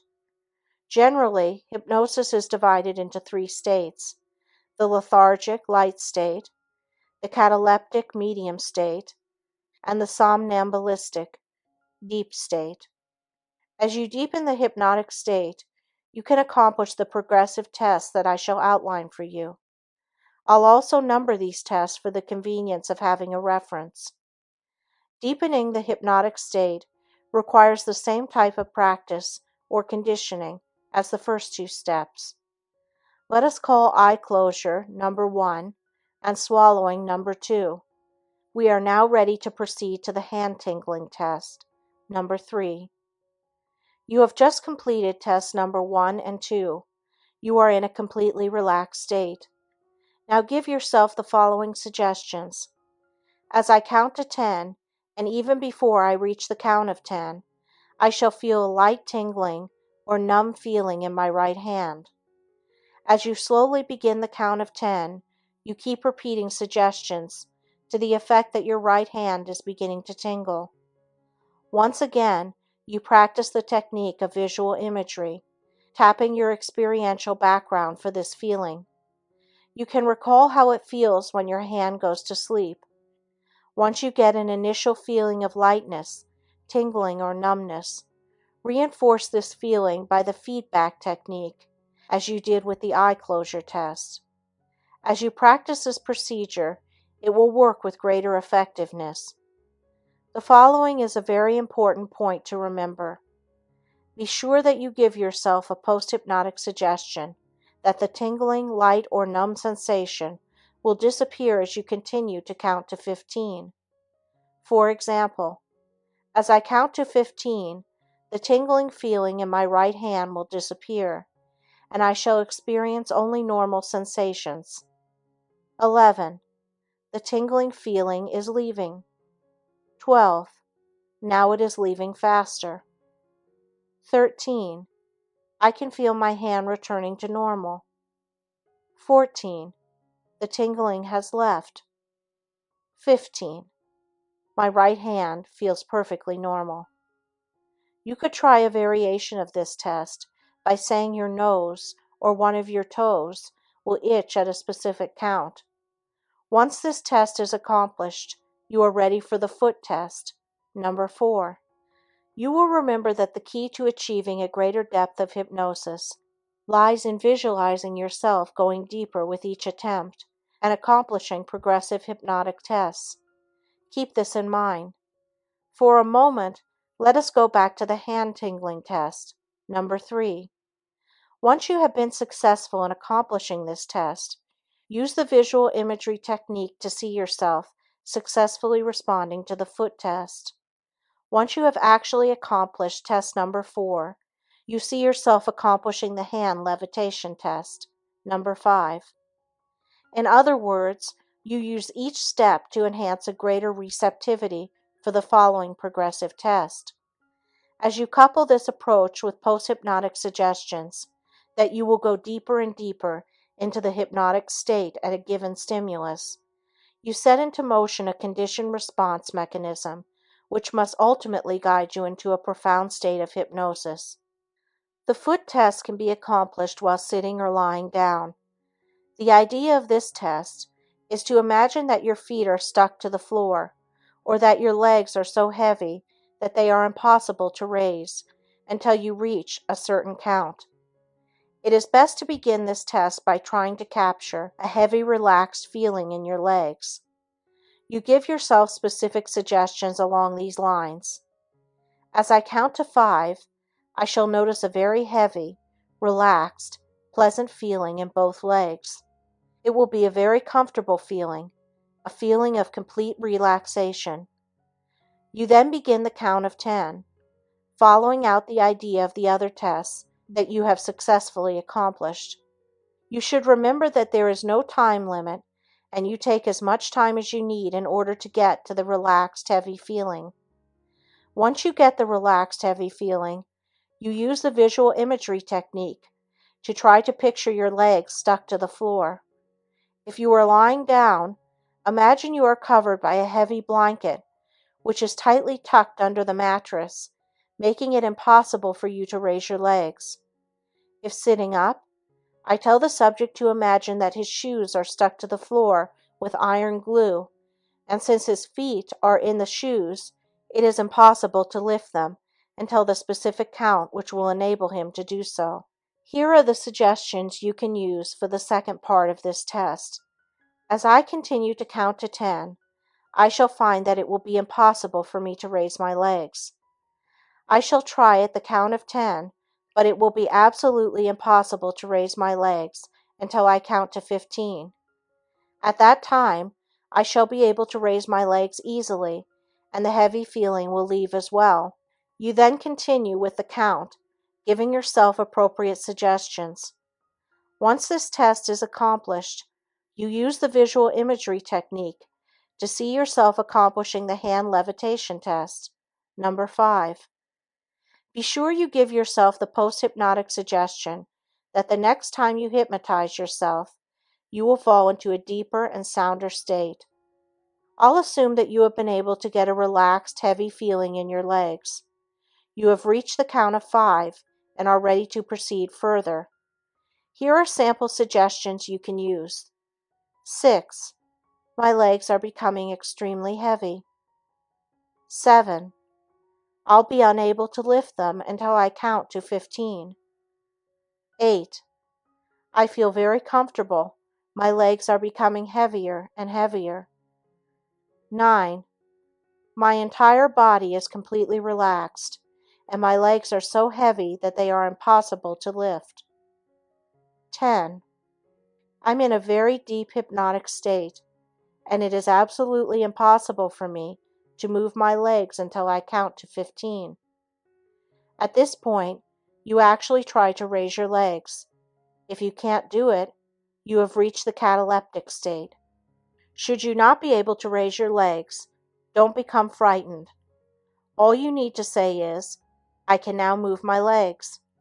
You could also say, as I count to 3, I'll be able to move my legs. However, since we have elected originally to be able to move the legs at the count of 15, it would be best to follow out this pattern. You could at this time merely count to 15, at which time you would be able to move your legs. I prefer giving suggestions between each count as follows. 11. The heavy feeling is leaving, and I shall be able to raise my legs at the count of 15. 12. I can feel the heavy, relaxed feeling leaving. 13. I am beginning to move my legs. 14. I am lifting my legs more and more. 15. I have perfect control over my bodily functions and legs. I am lifting and moving my legs. The heavy feeling is dissipating. I am in complete control. I can now give myself post-hypnotic suggestions that will be very effective and beneficial. Give yourself whatever suggestions you want at this time. Let us suppose that you tried the foot test for some time and were unsuccessful. Perhaps this puzzles you, and you wonder why it didn't work. Perhaps you were able to get a heavy feeling in the legs, but the second part of the test didn't work. The following information will help you to understand why you were unable to complete this cataleptic test. Either you had not conditioned yourself sufficiently, or you weren't really letting go enough to enter into a deeper state of hypnosis. Most subjects need to test themselves and feel secure every step of the way. They don't just plunge into the cataleptic or somnambulistic stages immediately. In this connection, I believe it can be compared with the bather who goes into the water one step at a time. Even the playful splashing directed at him by friends does not compel him to duck under the water. Instead, he continues to slowly go deeper and deeper until he is completely submerged. Wouldn't it have been easier to duck under all at once? Perhaps, but I'm sure you have either experienced the same thing yourself or seen it happen. The analogy should be clear. The subject is reluctant to do what he considers as giving up his control, when in reality, he is really more and more in control of himself as he penetrates the deeper levels of hypnosis. In reality, the subject who does not or cannot raise his feet really could move in case of emergency, even without counting to 15. He has, in effect, entered into a state in which it is too much a bother to lift his feet. A common example of this frame of mind is when you remain in bed in the morning, even though you know you will be late for work. You are just too comfortable to move, and your initiative seems to be paralyzed. Let us assume at this point that you have finally succeeded in getting the foot test to work. You are now ready for the hand levitation test, number 5. In this test, the goal is to get your hand to slowly rise and touch your chin. Once it touches your chin, you enter into a still deeper state and lower your hand slowly to your side. This test is actually combined with the hand tingling test, number 3. Since you have been successful with test number 3, the rest is rather simple. This time, as you work test number 3, aim for a light, pleasant feeling in your right hand. Once you get this reaction, You give yourself suggestions that your right hand will now rise and touch your chin. As soon as it does, you will fall into a deeper state and lower your hand. Here are the suggestions that you can use. As I count to 10, and even before I reach the count of 10, I shall have an irresistible impulse to slowly raise my hand to my chin. As I progress with the counting, my hand will slowly rise, and the impulse will become stronger and stronger. As soon as my hand touches my chin, the impulse will leave. I will then lower my hand and fall into a very deep hypnotic state. I shall be fully aware of what is happening, my surroundings, and will be able to give myself beneficial post-hypnotic suggestions. At this point, you start counting to 10, giving yourself suggestions that your right hand, which already has a light feeling, will begin to slowly rise to your chin. Time the counting to coincide with the actual physical act of raising your hand. You are trying to feel an involuntary urge to raise your hand. The movement itself should also be of an unconscious rather than conscious nature. A conscious raising of your hand to your chin is not what you are looking for in this test. Should you experience difficulty in attaining the first movement of your hand, you can give yourself assistance by consciously and slowly raising your hand just to get it started. The rest of the movement, as mentioned, must be automatic. Should you find it necessary to start your hand rising, use the feedback technique to continue the movement. You can give yourself the following suggestions. 1. My right hand is beginning to rise. 2. My right hand is very, very light, and I am getting an irresistible urge to slowly raise it. 3. This feeling is getting stronger and stronger. 4. My right hand is rising more and more. 5. My hand is rising toward my chin. 6. As soon as my hand touches my chin, I shall fall into a deeper and sounder state of hypnosis. 7. My hand is rising closer and closer toward my chin. 8. The feeling of lightness is becoming stronger and stronger. 9. My right hand is about to touch my chin. As soon as it does, I'll fall into a very deep hypnotic state. 10. My right hand is touching my chin. I'm falling deeper and deeper into a sound hypnotic state. I'll now slowly lower my hand and continue falling into a deep, sound, pleasant state of hypnosis. The light feeling has left my hand. You should not attempt to memorize the exact phraseology for any of the tests. You are to merely use the suggestions that have been written out for you as a guide. The timing of the suggestions is the paramount consideration in attaining successful results. Don't be impatient. Take as much time as you need. Should you find yourself unsuccessful after 10 or 15 minutes, drop the test and come back to it another day. I haven't found that working at a specific test all day long accomplishes the end result. It is best to work for a specific period every day. In this way, the condition-response pattern is established for the success of the test, as well as the success of the post-hypnotic suggestions that you have given yourself. You should bear in mind that if you have been successful in achieving the first 5 tests, you have reached a medium state of hypnosis, and post-hypnotic suggestions will be extremely effective. In the next chapter, you'll learn, psychologically, how to go even deeper into hypnosis. You'll learn those psychological factors that are important to know, and that can contribute to your development into an excellent hypnotic subject.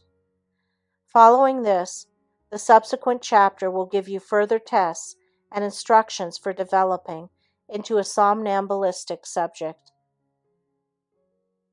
Chapter 8.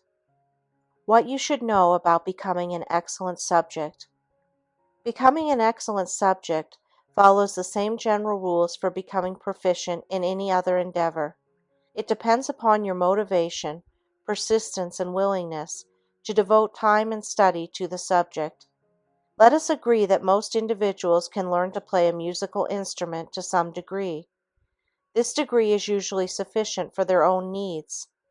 To become a virtuoso, however, it is necessary to study the instrument and devote a great deal of energy and time to practice.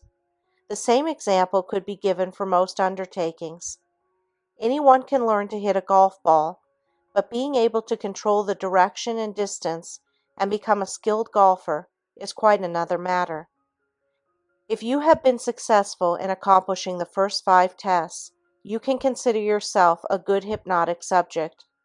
Becoming an excellent subject entails following the same procedure used in accomplishing the first 5 tests.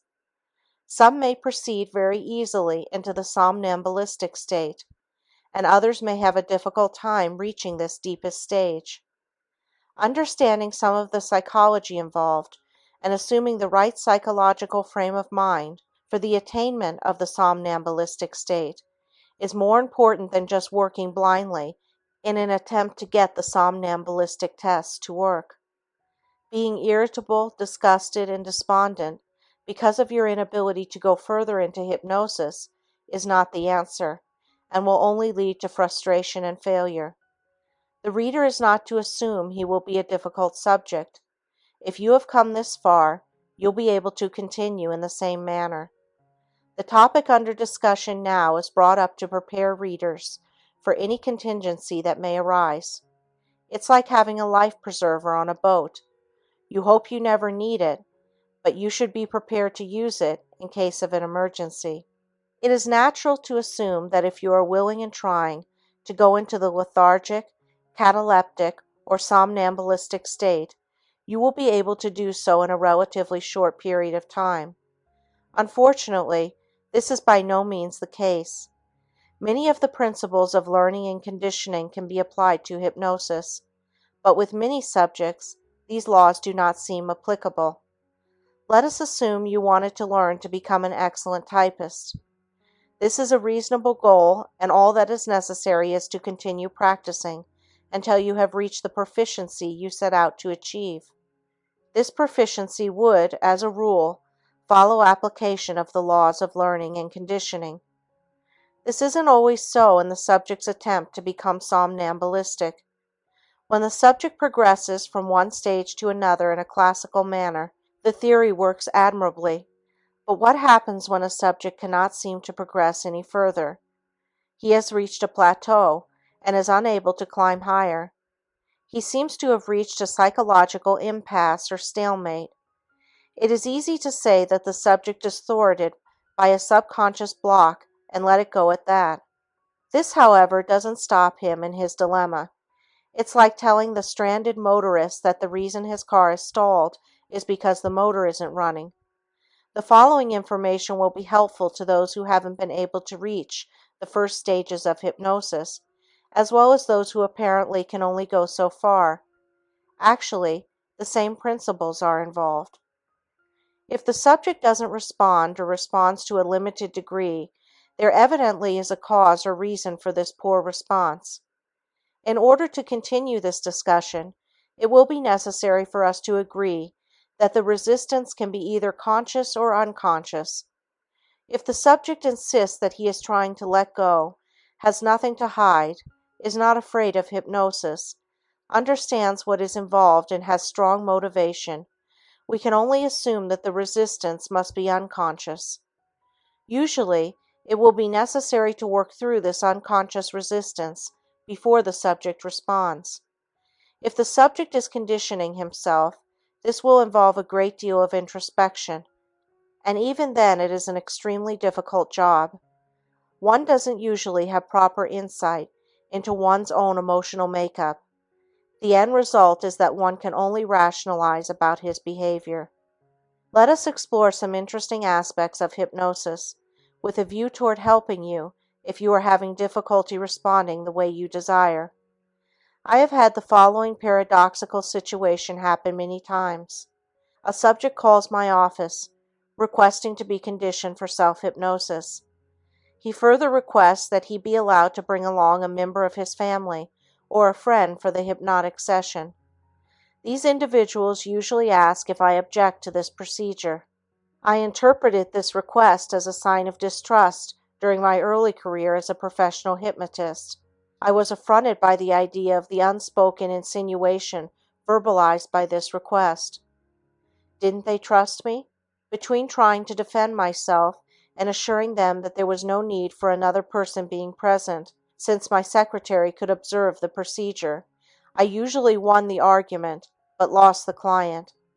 As I developed understanding into the needs of these persons, I began to realize that the request was not directed at my integrity, but was a safeguard for their ego.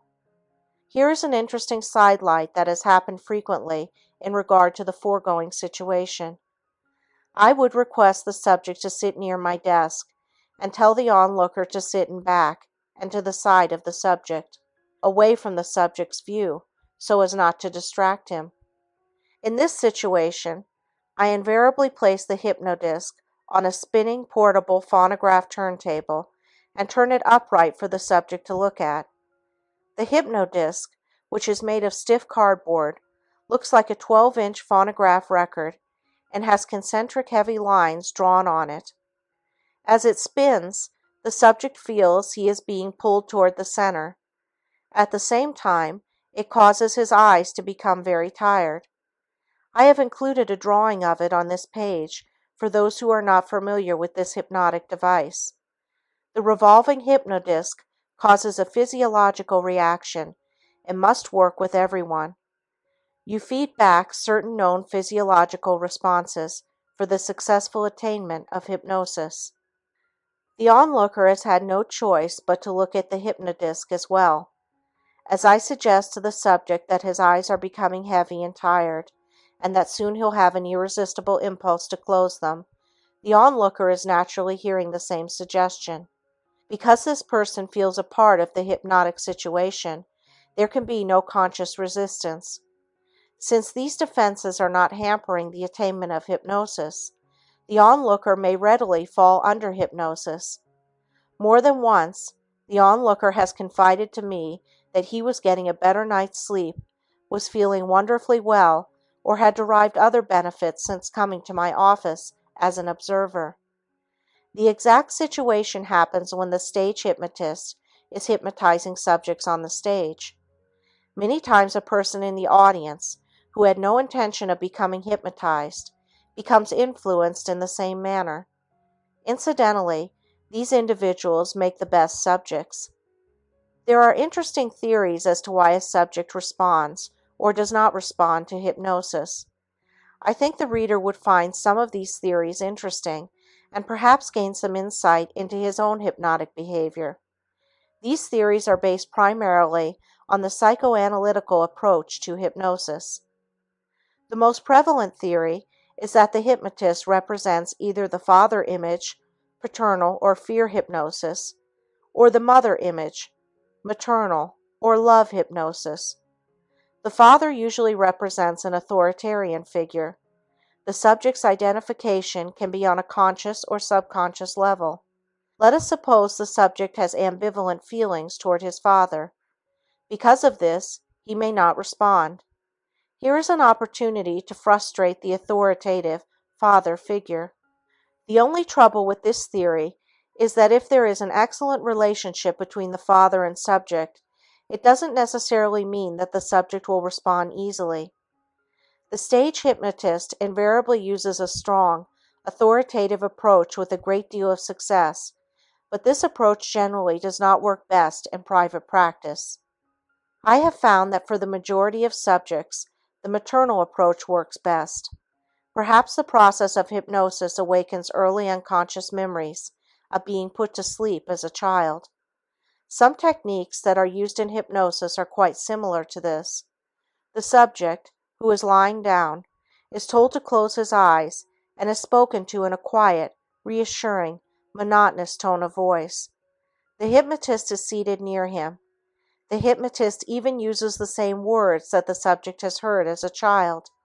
Sleep, go to sleep, When you awaken, you'll feel wonderfully well.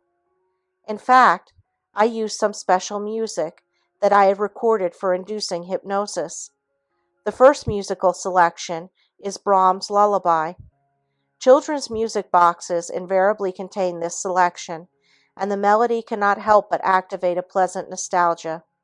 It is a memory associated with love and tenderness. This brings us to the fact that hypnosis may offer the subject a chance to escape from the reality of pressing problems into a state of complete irresponsibility. In fact, one theory of hypnosis equates the hypnotic state as a form of unconscious regression and need for submission. The male subject may have a strong positive identification with his mother rather than his father. It is part of the unresolved Oedipus complex. He sees his mother as a kind, loving individual, always ready to help. Even if the mother did something socially unacceptable, the individual would defend her vehemently. The father, who might do something wrong, would rarely be excused. Just the opposite is true with the female subject. When asking the female child, "Whose girl are you?" the answer is invariably, "Daddy's girl." When asking the male child, "Whose boy are you?" the answer is invariably, "Mama's boy." We accept this transference of identification as a normal process of growing up. When it isn't normally resolved, it can account for severe personality problems. One might assume, therefore, that a woman hypnotist could better hypnotize a male subject, and a male hypnotist could better hypnotize a female subject. But this is not true, except for cases such as we have just mentioned. One school of thought feels that there is a strong submissive tendency in all of us, and hypnosis gratifies this wish. The individual's need for dependence is also met.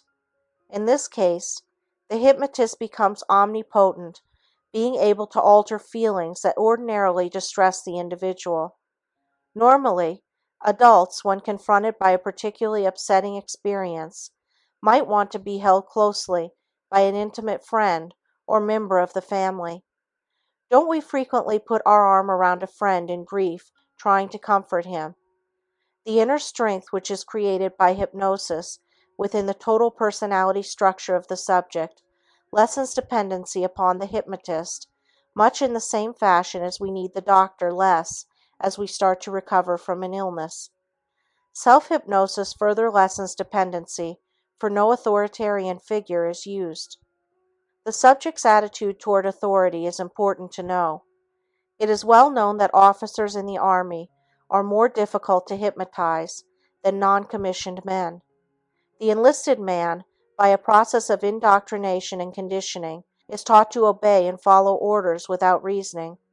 The transference of authority to the hypnotist is readily accomplished because of this conditioning process. The Army doctor, when treating patients psychologically, replaces his Army jacket with a regular white medical jacket to increase rapport. One interesting theory is that the subject responds as he thinks the hypnotist would like him to. This is termed role-playing. When asking a subject under hypnosis his name, you usually get a very slow, deliberate answer, as though the subject were in a trance. You tell him that he can answer in a normal speaking voice and tempo, and his further replies are to be in the same manner as his waking state. Another theory along these lines is that the subject acts as he believes a hypnotized person would act. This too is role-playing, but it does not explain analgesia, such as when the dentist hypnotizes the patient and proceeds to drill a tooth. No one, with the possible exception of a highly neurotic, psychic masochist, is going to endure excruciating pain just to please the doctor. One theory about hypnosis states that it allows the subject an opportunity of identifying with the hypnotist, whom he sees as a powerful figure. Through this identification, the subject is able to gain inner strength. On the other hand, the subject might rebel against the submissive nature of the hypnotic setting. This could easily create anxiety, which in turn could create hostility, resulting in resistance of various kinds. As a result of this, the subject might begin to criticize the hypnotist find fault with the way he, the subject, is being handled, question the judgment of the hypnotist, or doubt the effectiveness of the hypnotic procedure. Many investigators assert that the rapport, meaning the relationship between the subject and hypnotist, is all important. This is true, and the relationship can and does have many ramifications. In psychotherapy, the term transference is used to denote this relationship.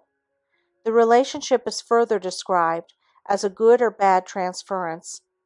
There is also a countertransference, which indicates the reaction of the therapist to the patient.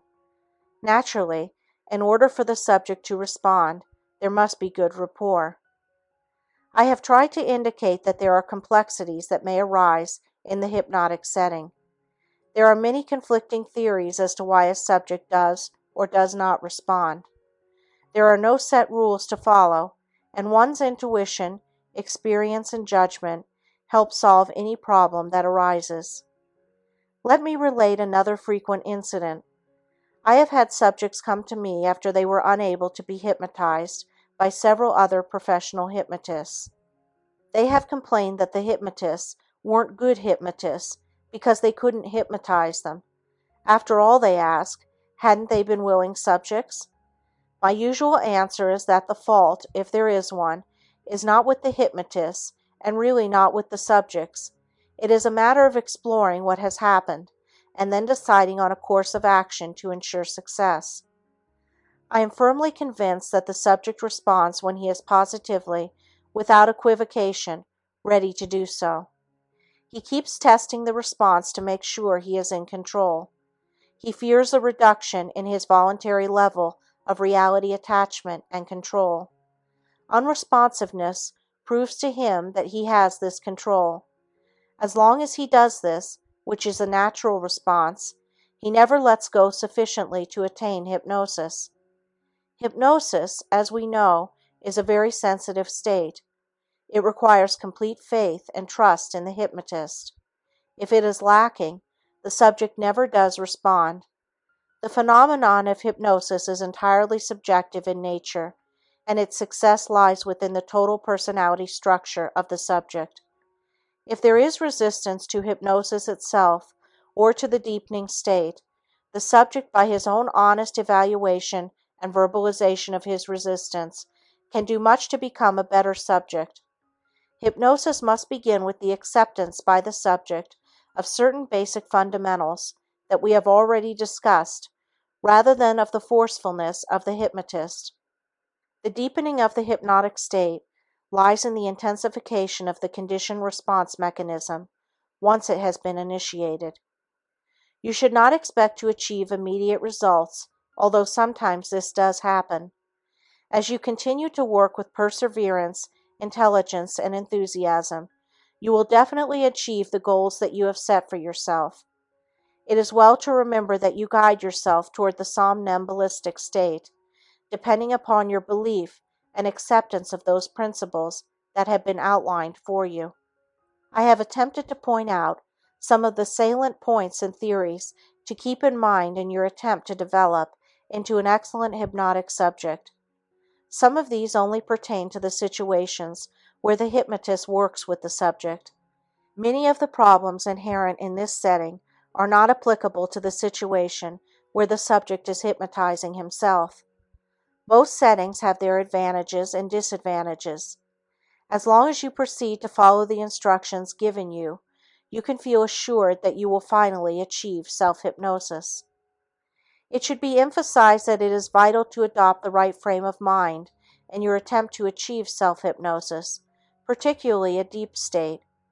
If you approach hypnosis with a prove-it-to-me attitude, nothing is going to happen. Self-hypnosis requires practicing a set of mental exercises or mental gymnastics. To acquire the ultimate from this training requires systematic conditioning. The word training is used quite extensively in hypnotic literature. The use of the word implies that hypnosis can be attained by a training period. The literature speaks frequently of a subject being trained to respond in a certain way. Obviously, this means over a certain period of time. It also means you train yourself to become a good hypnotic subject. It is a skill that all can acquire. There are 4 books dealing specifically with self-hypnosis that I would recommend to you for further reading. They are What is Hypnosis by Andrew Salter, Hypnosis and Self-Hypnosis by Bernard Hollander, MD, Autogenic Training by Johannes H. Schultz, MD, and Self-Hypnosis, Its Theory, Technique, and Application by Melvin Powers. Chapter 9. Techniques for Reaching the Somnambulistic State. As indicated in the last chapter, the attainment of the somnambulistic stage of hypnosis can represent an extremely intricate procedure. Because of certain inherent characteristics of this stage, it is easier to attain by hetero-hypnosis. However, this does not preclude the fact that it can be reached without the aid of a hypnotist. More important than the testing and deepening procedures that I shall outline for you in this chapter are an understanding and an awareness of some of the complexities involved, first in achieving the hypnotic state, then deepening, and finally reaching somnambulism. There are no absolute or final answers to the many problems that can arise. You can become entangled with rationalization so easily when you want the facts to fit a particular theory. I point this out to the reader because, as the subject goes deeper, the procedure can become more complicated. There are many interesting phenomena which can be elicited in the somnambulistic state. They are of interest for the most part to students of abnormal behavior and are pertinent from an academic viewpoint. They do not fall within the province of this book or of hypnosis for therapeutic purposes and might lead the reader astray.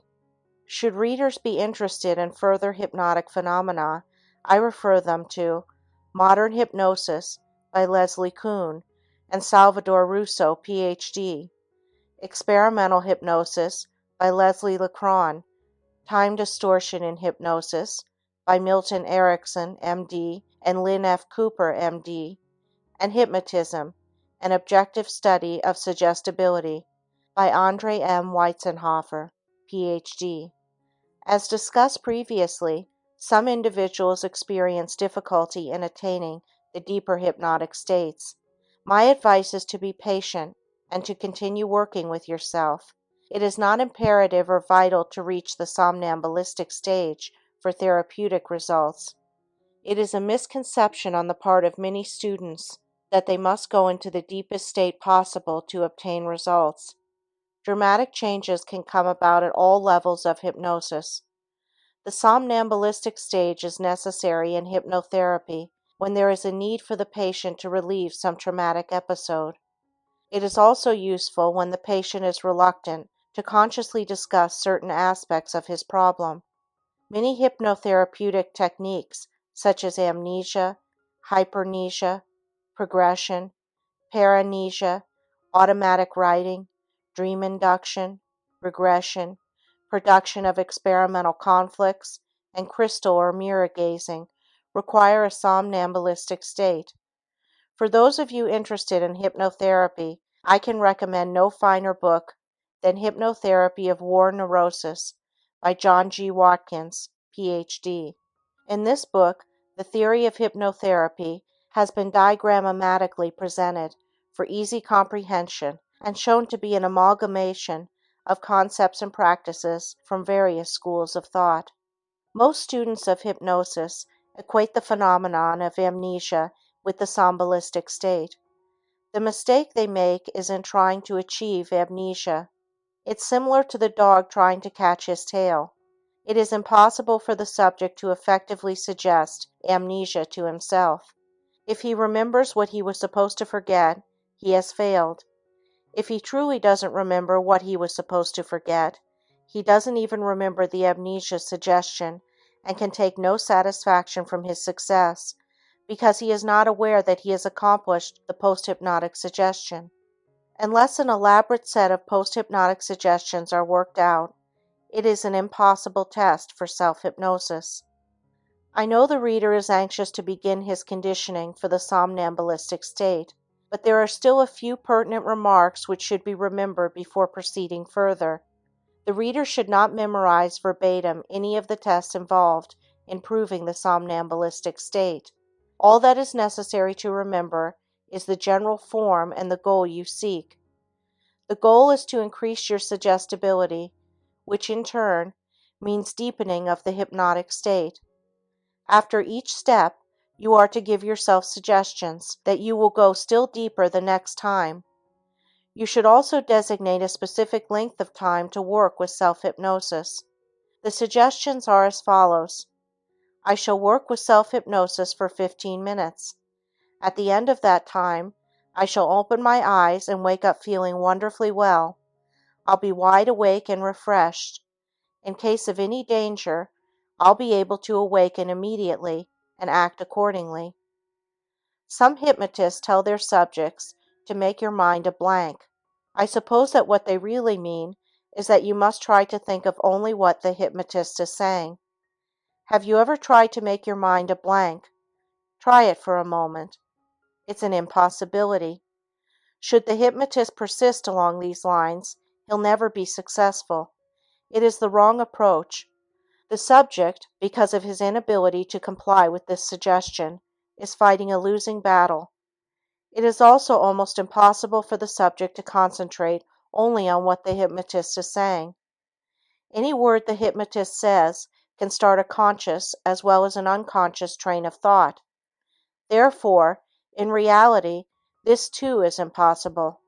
However, it really isn't necessary that the subject keep his thoughts concentrated solely on what is being said, so long as they are kept in the general area.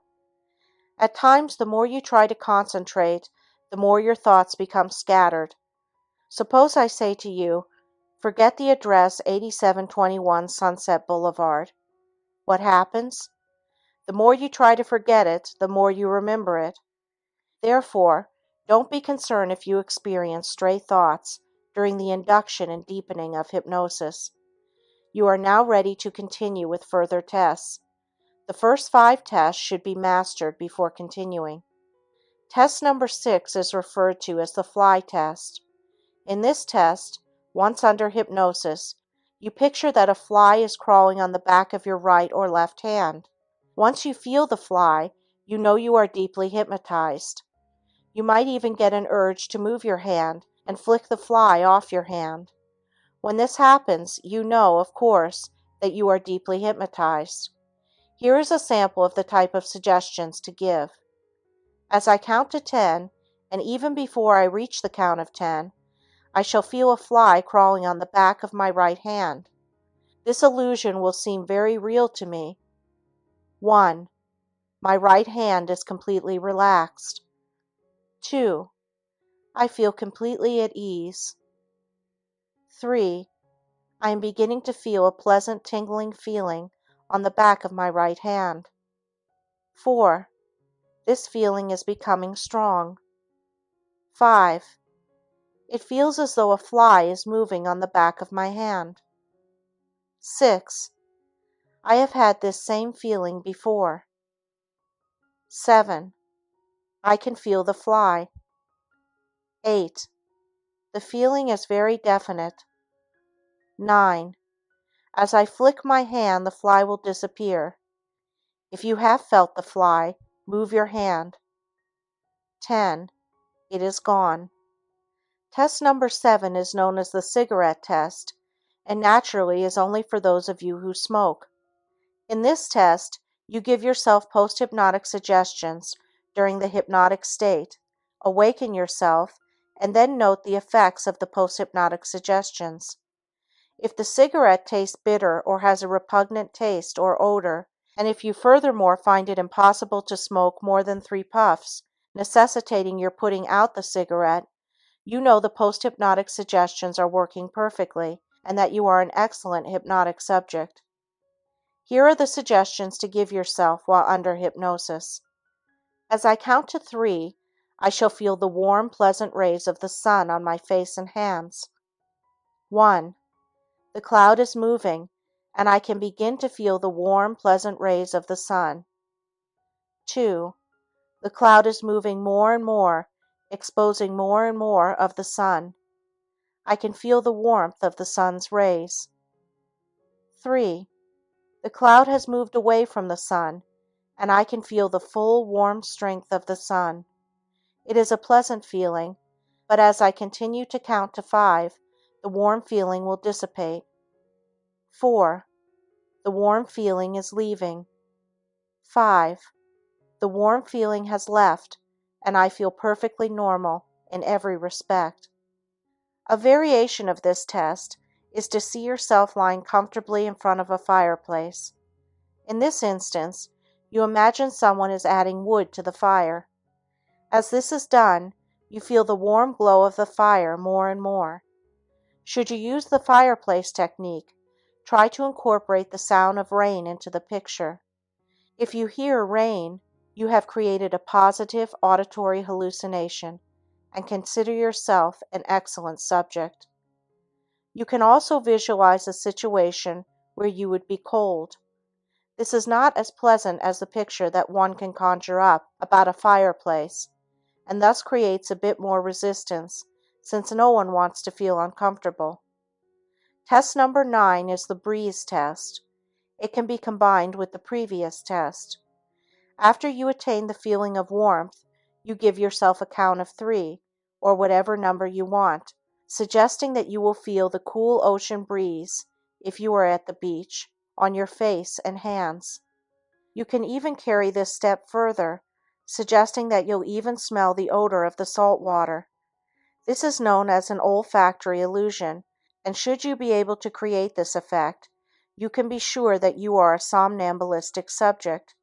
Here are suggestions you can use. As I count to 3, I shall gradually feel the cool ocean breeze coming over the waves. It will be a very pleasant feeling. 1. I am beginning to feel the cool ocean breeze, especially on my face and hands. 2.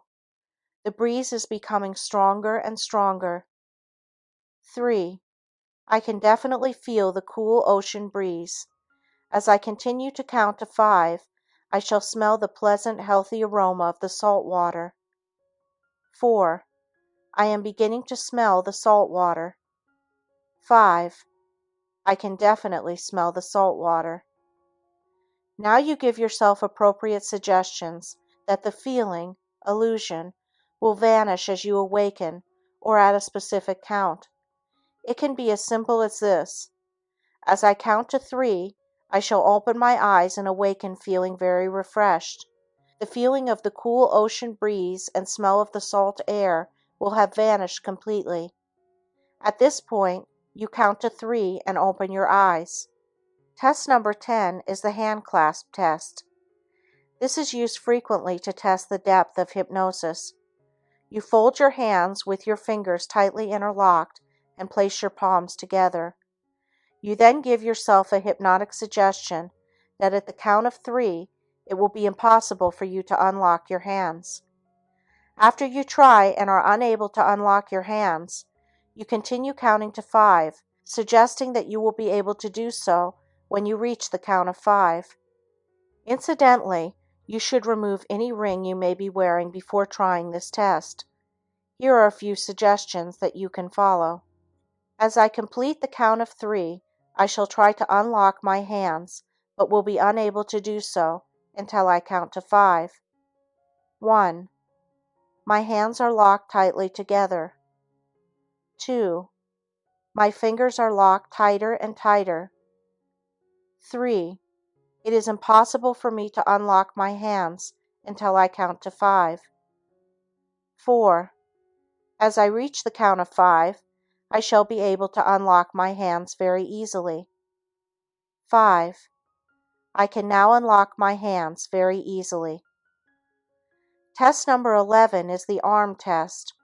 Here is another test used frequently to test the receptiveness to hypnosis. Make a tight fist and extend your arm in front of you as far as possible. Visualize your arm as one solid mass, as stiff and rigid as a bar of steel. After your arm is extended, give yourself a hypnotic suggestion that you will be able to bend your arm when you complete the count of 3. As you continue to count to 5, you will be able to bend your arm very easily.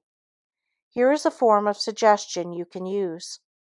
As I reach the count of 3, I shall try to bend my arm, but it will be impossible to do so until I count to 5. No matter how hard I try, it will be absolutely impossible. 1. My arm is stiff and rigid as a bar of steel. 2. I can feel the rigidity in my arm. 3. It is impossible for me to bend my arm until I count to 5. 4. I can feel the stiffness slowly leaving. 5. I can now bend my arm easily and it feels normal in every respect. Test number 12 is the eye test. This is probably the most widely used test in hypnosis. Many subjects equate the inability to open the eyes with hypnosis. Many assume that if they can open their eyes, they have not been hypnotized. I must emphatically point out that this is not true.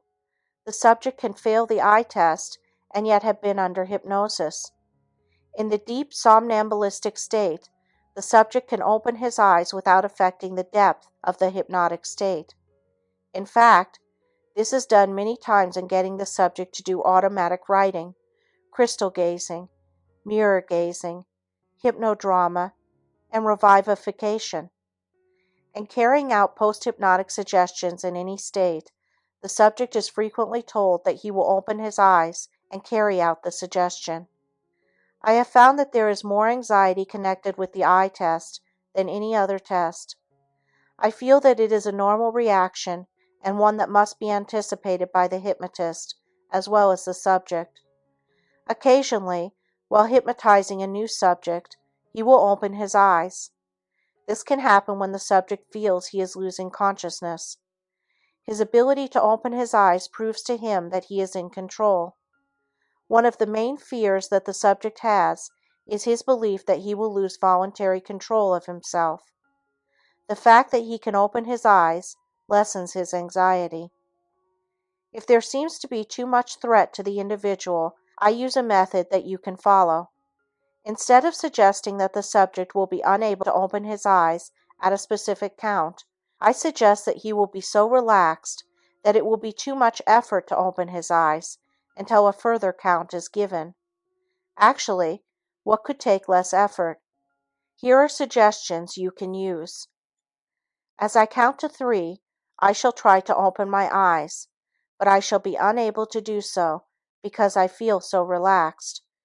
It will just take too much effort to open my eyes until I reach the count of 5 or tell myself to awaken.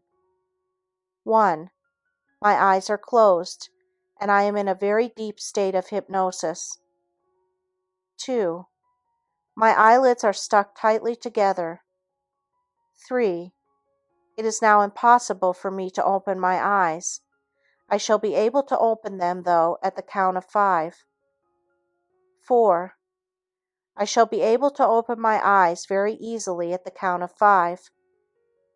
5. I can now open my eyes and wake up feeling alert and fully refreshed.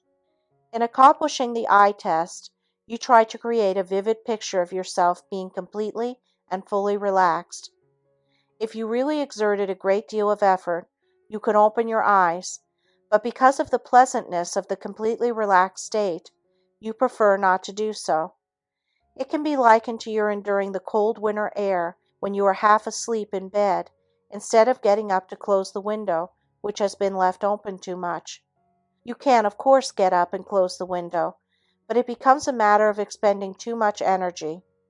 Instead, you choose to endure the discomfort or suggest that your spouse close the window. For the following 3 tests, you give yourself the suggestions as outlined in the previous tests. It should be pointed out again that at the conclusion of the test, you give yourself a suggestion that you will feel normal in every respect. Test number 13 is the music test. This involves creating an auditory hallucination. Give yourself the suggestion that at a specific count, you will hear your favorite song.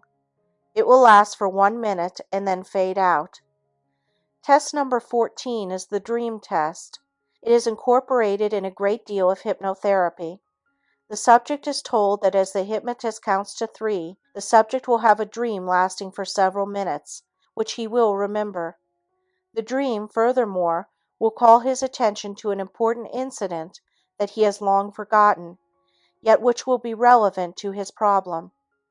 In self-hypnosis, you suggest to yourself that at a specific count, you will have a very pleasant dream lasting for several minutes, at the end of which time you will awaken feeling refreshed. For those readers further interested in producing dreams, I can highly recommend a very fascinating book called The Experimental Production of Dreams During Hypnosis by Professor David Bowen Klein. Test number 15 is the anesthesia test. This is conducted by telling yourself that you will not feel the pain associated with the act of pinching yourself. You suggest that you will feel the pressure of your fingers, but will not feel the pain involved. I urge the reader not to stick pins in himself to test the anesthesia. This can be dangerous, lead to infection, and cause other harmful results. You should also not dig your nails into your skin to make sure that you don't feel pain. Chapter 10. A new approach to self-hypnosis when all else fails. Let us assume that you have tried diligently to learn self-hypnosis for a month or more, but have failed. You have worked faithfully, following the instructions outlined in this book and other books on self-hypnosis, but somehow the state of hypnosis eludes you. Should you give up in despair, or is there still hope for you? Let me assure you that you can still become an excellent subject. Let us examine several areas of this problem and a new approach that will help you achieve your ends. You must first of all ask yourself if you are feeling better and whether you have made strides in the direction you desire, while giving yourself suggestions in whatever stage of hypnosis you have achieved. If your evaluation is affirmative to any degree, you can expect even greater results.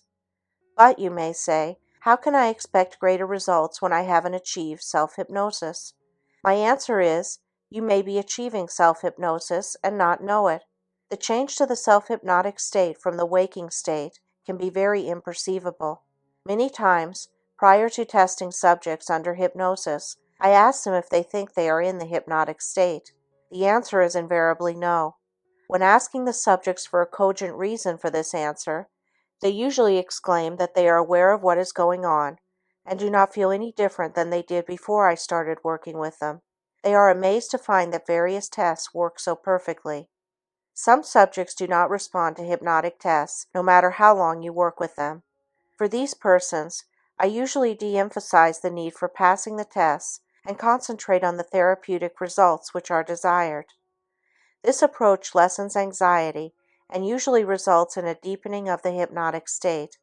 It is my feeling that many subjects resist any tests, as the implication is that once the tests work, the subject is under complete control of the hypnotist. The subject may fear this supposed subjection on one hand, and yet want it on the other hand. These forces can work unconsciously, and thus the attainment of hypnosis becomes a very intricate, perplexing, and trying procedure. Even though this may be so, I can assure you that the problem and attainment of hypnosis can be resolved. It is only a matter of motivation on the part of the subject. This is the main ingredient necessary for successful hypnosis. Let me now explain a technique which has worked admirably for many who have been frustrated because of their inability to achieve self-hypnosis.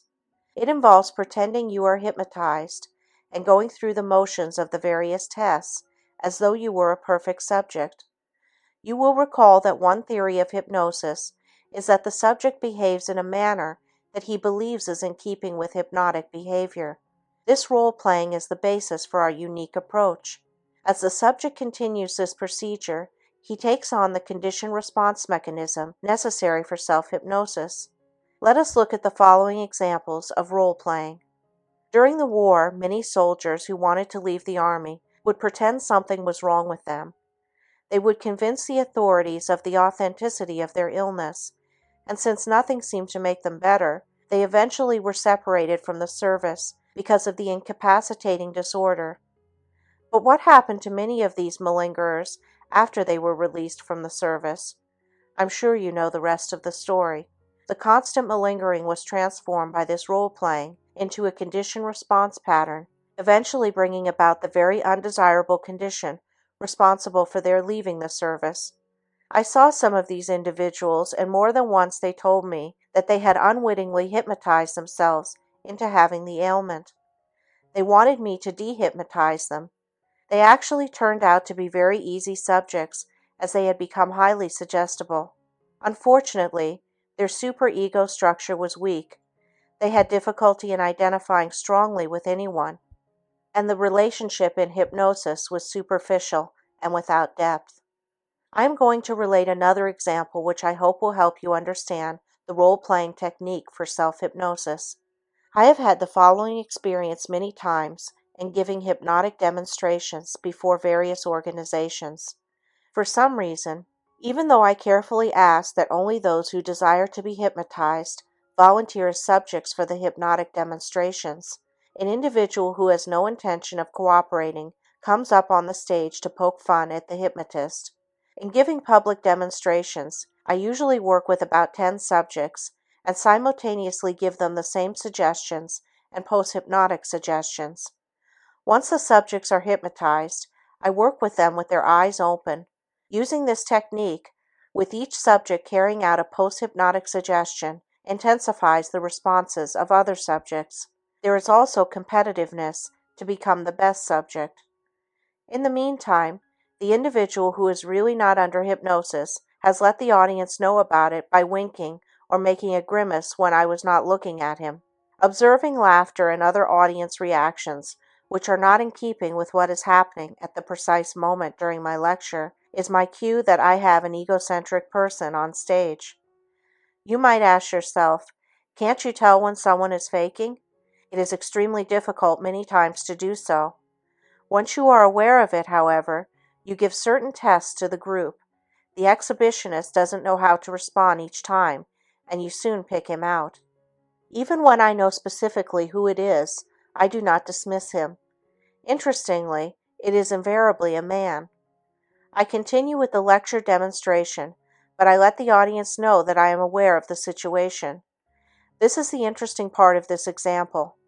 The bumptious subject, by giving himself auto-suggestions to comply with various post-hypnotic suggestions, is actually engaging in our technique of role-playing. The inevitable happens. He finds himself hypnotized, despite his obvious intention not to be affected in any way. Any hypnotist can recount similar incidents. What can you learn by the example just presented? What if you purposely set about doing the same thing in your attempt to achieve self-hypnosis? The obvious answer is that the technique has a good chance of working, and as a result you will achieve self-hypnosis. This method has worked with many recalcitrant subjects. To follow this plan, go back to Chapter 6, How to Attain Self-Hypnosis, and use the role-playing technique. You'll be pleasantly surprised at how this approach will act as a catalyst. Remember, once you obtain the eye closure, give yourself whatever therapeutic suggestion you desire, plus the post-hypnotic suggestion that the next time you will fall into a deeper and sounder state of hypnosis at the count of 3, or any other cue you desire. I know you may protest using the role-playing technique with the question, if I'm not under hypnosis, why give myself therapeutic post-hypnotic suggestions to condition myself to go under hypnosis at a specific count? You may further protest that you are only fooling yourself. My answer is, what if you are? What is lost by doing it? You have everything to gain and nothing to lose. Are you not really interested in the end result and not the means? The attainment of the self-hypnotic state is not in itself the end result. It is a means to help you achieve your goal. Don't many people carry or wear good luck charms of a religious or non-religious nature? Don't we accept these items in our society? The four-leaf clover and rabbit's foot, as symbols of good luck, have been part of our culture for a long time. We are all sophisticated enough to know that they do not have an intrinsic value, but don't they do something for our mental attitude? This same problem is precisely what you are to follow in using the role-playing technique. If you believe, expect, and imagine that you will be successful in this approach to self-hypnosis, I can assure you that you will. May I urge you not to reject this novel and unorthodox approach. Many have had excellent results when other methods, even those of a professional hypnotist, have failed. Some of you may recognize this approach as another means of applying the visual imagery technique. Whatever you choose to call it, I reiterate, you can expect good results. It is only necessary that you follow the instructions and adopt the right attitude.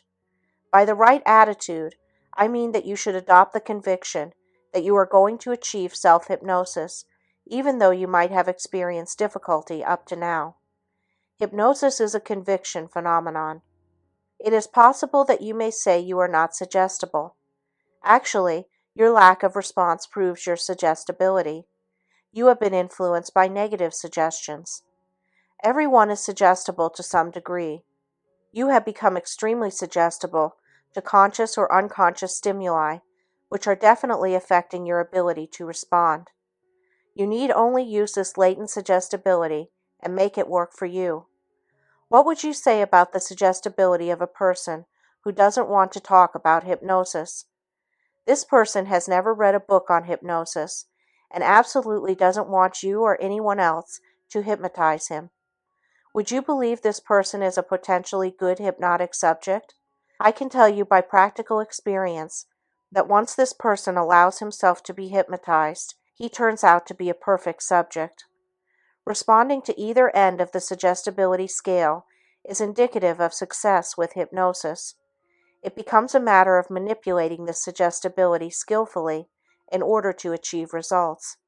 Let me give you another example which may help. Which one of these two lines drawn on this page is longer, line AB or line CD? What is your answer?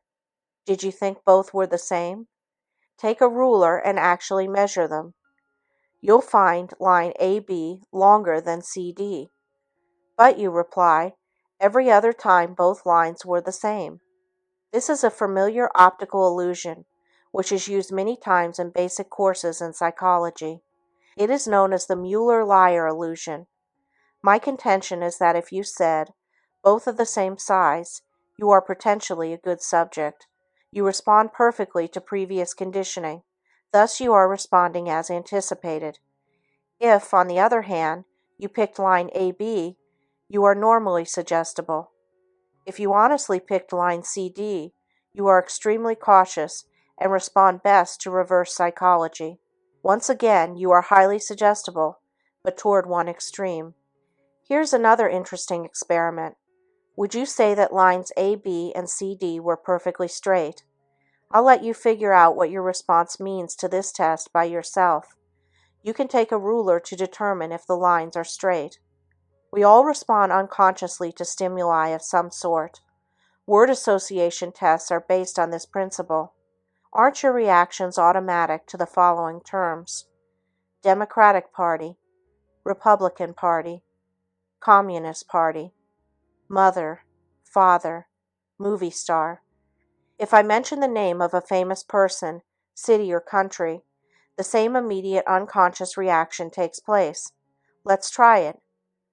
Theodore Roosevelt, Harry Truman, Dwight D. Eisenhower, John F. Kennedy, Albert Einstein, Albert Schweitzer, Eleanor Roosevelt, Boston, New York City, Hollywood, Miami Beach, United States, England, France, Italy, Israel, Africa, Russia, China, India, and South America. The response and image keep changing, don't they?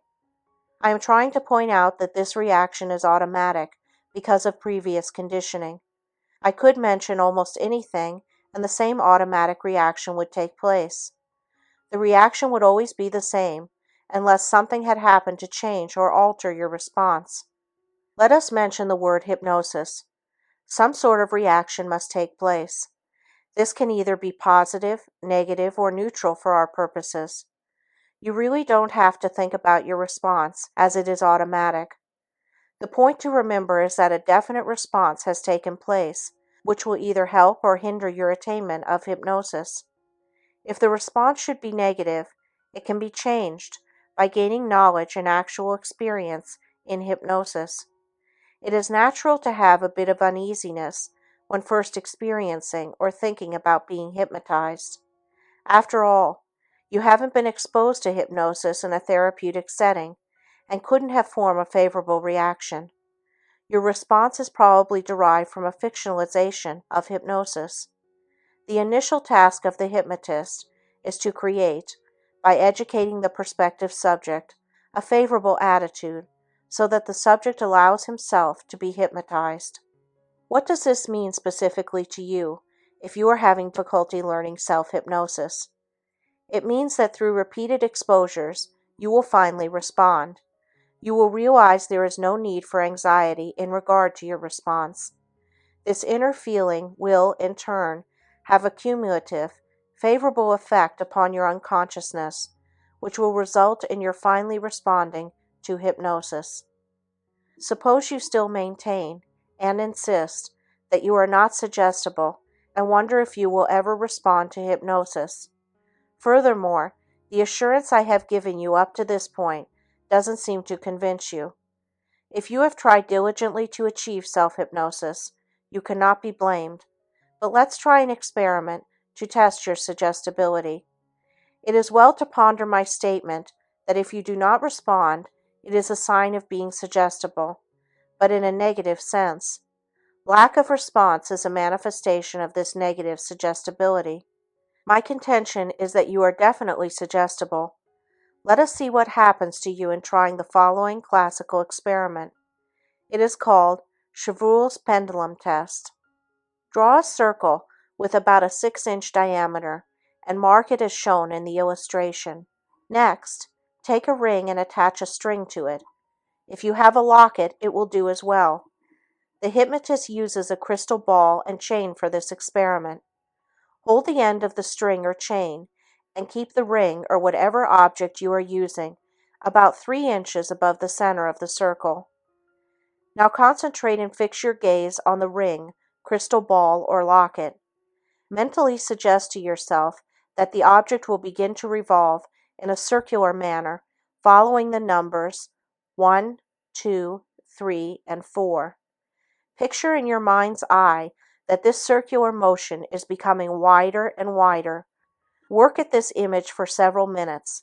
Did the object begin turning to the right following the numbers?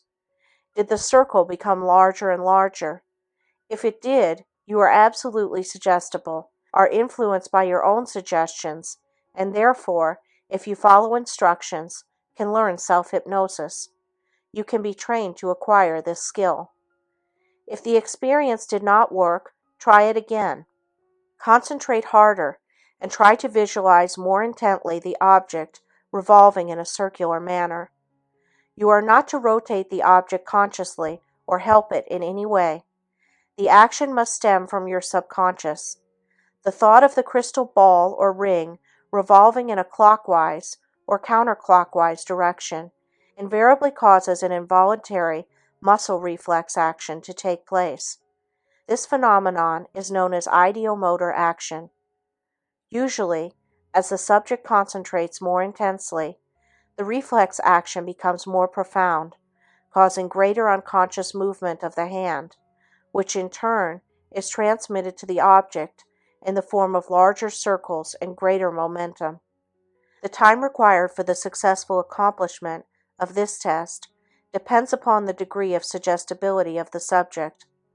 An interesting action is to see the object revolve in an opposite direction than suggested. It gives a clue to the personality structure of the individual. The Ouija board works on the same principle as Chevreul's pendulum test. Many times the aspirant will remark, "I swear I didn't make it move." Mentalists find hidden objects in the audience using basically the same approach, combined with clever techniques of distraction. The term given for this is muscle reading. This is the point in question. If the crystal ball, ring, or locket moves without conscious direction, you have successfully influenced your subconscious mind. Self-hypnosis involves the same procedure. The goal is to consciously cause a subconscious reaction. If the experiment does not work with your eyes open, try it with your eyes closed for about 5 minutes.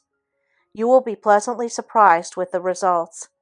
Should you want to prove to yourself that you are suggestible with your eyes open, practice the technique every day for a week or two. The idea of the practice sessions is to reinforce and increase the response of the unconscious movement until you develop proficiency. It follows the laws of the conditioned reflex theory expounded by Dr. Ivan P. Pavlov, the famous Russian psychologist. If after several weeks you should still not be successful, use the role-playing technique. Consciously make the object revolve. After a while, it will move automatically whenever you attempt the experiment. When this happens, you will have proof of your suggestibility. It is highly improbable that you will not be successful. It would be a rare occurrence. By the same systematic efforts, I can assure you that you can achieve self-hypnosis. If you are still not affected favorably, you might consider one of the psychological means of inducing hypnosis. The next chapter will discuss this topic. I would recommend Pavlov's book called Conditioned Reflexes. Pavlov's book will further explain and clarify the concept of the conditioned response mechanism. It covers necessary conditions for the development of conditioned responses, their formulation by means of conditioned and direct stimuli, plus a tremendous amount of material which will help you in your understanding of the significance of the role-playing technique in relationship to learning self-hypnosis. Chapter 11. Psychological aids and their function. Psychological or mechanical aids are used to help put the subject in a state of hypnosis. The use of the aids helps increase the suggestibility of the subject toward hypnosis. The two most widely used hypnotic aids are the crystal ball and chain and the 12-inch hypnodisc. One reason is that these two items have no other use or function outside of the area of hypnosis. Therefore, when the hypnotist proceeds to use one of these hypnotic devices, it must follow that a certain mental set, readiness, or receptivity must follow as a result of its introduction into the hypnotic setting. If the subject is uneasy about the hypnotic setting or his response, the introduction of the hypnotic aid can mobilize the subject's defenses, which may be on a conscious or unconscious level. Generally, the mental set which follows helps augment whatever hypnotic suggestions are given. Certainly the same mental set would not follow if the hypnotist used a paperclip as a means of helping with the induction of hypnosis. It would only start the subject wondering about the relationship of the paperclip to hypnosis. It obviously isn't in keeping with what the subject expects. It is important to utilize the subject's expectation as to what he believes takes place in the setting, as long as this expectation does not hinder the induction of hypnosis. The mere act of turning down the lights or drawing the curtains before the hypnotist begins to work with the subject is a nonverbal suggestion which can be considered as a psychological aid. The subject knows that the hypnotist is ready to begin at this point. Actually, it isn't necessary to darken the room at any time to induce hypnosis. Doesn't the stage hypnotist work with glaring lights? The room is darkened, and I might add that I use this procedure myself, mainly for the psychological effect. If I feel that this procedure might cause anxiety, I proceed with the room undarkened. In discussing psychological aids, it is agreed that we are primarily interested in seeing the subject feel better or achieve whatever goals he seeks through the intelligent application of hypnosis. If a hypnotic aid will help the subject achieve hypnosis, we can concur it is justified. It is not to be considered a subterfuge. If the physician administers a placebo to a patient with the remark, "Here is a new medicine that can help your condition," and if this technique does help alleviate the patient's condition, It is considered good medicine. You must know beforehand that in using the 12-inch hypnodisc, the subject's eyes must begin to water, his eyelids must get heavy, and eventually he must close them. Even before you begin to use the hypnodisc, you suggest that these conditions will take place. During the induction of hypnosis, as these reactions are noted by the subject, a favorable psychological attitude automatically develops, which in turn helps further suggestions. If the subject reacts favorably to suggestions A, B, and C, it follows that he is more prone to accept suggestions D, E, and F, which are therapeutic in nature. The subject can better relate to the latter suggestions when he has seen proof of his initial suggestibility. This approach works better than beginning immediately with the latter suggestions. The buildup of suggestions convinces the subject he is in a heightened state of suggestibility and can benefit from the therapeutic suggestions of the hypnotist or his own. Perhaps this needed assurance is so helpful because it eliminates the anxiety of the subject concerning his suggestibility. He seeks and needs the satisfaction of knowing he has attained the prerequisites necessary before any therapeutic program can benefit him. The subject's prerequisites need not be actually related to the hypnotic process per se, but merely match his preconceived ideas about what is necessary. Let me give you an example.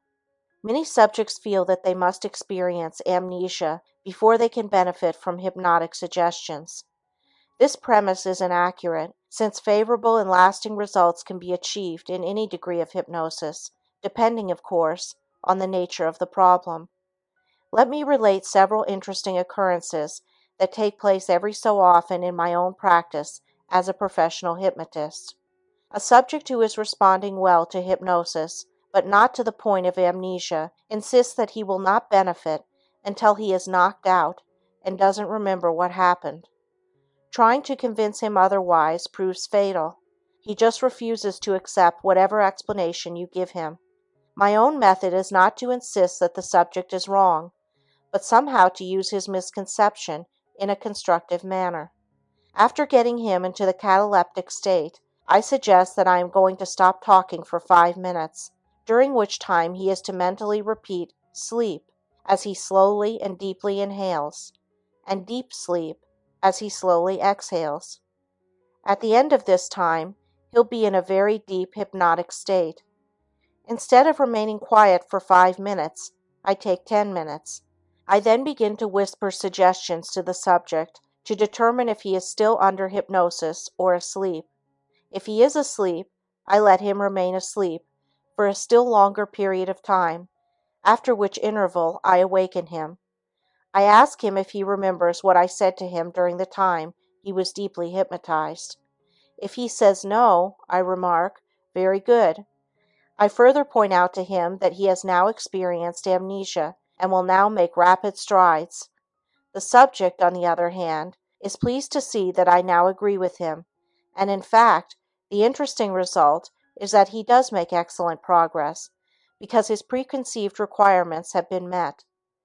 It should be pointed out that I keep working with the subject until such a time that he falls asleep. The transition from hypnosis to sleep is normal. It is easy for the subject to fall asleep because he is so relaxed. Let me tell you of a similar experience. Before telling you of this psychological technique, it is only fair to point out that the professional hypnotist varies his approach from subject to subject, not only to suit the needs of the subject, but to break the monotony of using only a few successful procedures. His experimentation helps develop not only new procedures, but new concepts relative to the general nature of hypnosis and its many ramifications. I was interested to see what would happen to a subject if he thought he was deeply hypnotized without ever giving him verbal suggestions or reassurance that he would feel better or overcome his problem. Of course, if the technique did not work quickly, I would drop the procedure for a more orthodox approach. Instead of trying to really hypnotize the subject, my aim is to get him to sleep. Once he is asleep, I let him remain so for about 30 minutes. Without having ever given him a therapeutic suggestion, I awaken him, and inquire if he remembered what happened. If the answer is no, I tell him I'll hypnotize him again next week, and this concludes the visit. When he returns next week, I ask him, "How did you feel during the week?" The answer is generally, "Much better." I keep repeating this procedure until such a time that the individual has attained the goals that he seeks. I know that the reader may be surprised that I would divulge such an unconventional procedure. The principle is the same as the physician using a placebo. I do so to illustrate the point that I made earlier in this chapter, that so long as certain of the subject's requirements are met, whether valid or invalid, the subject's suggestibility is greatly enhanced.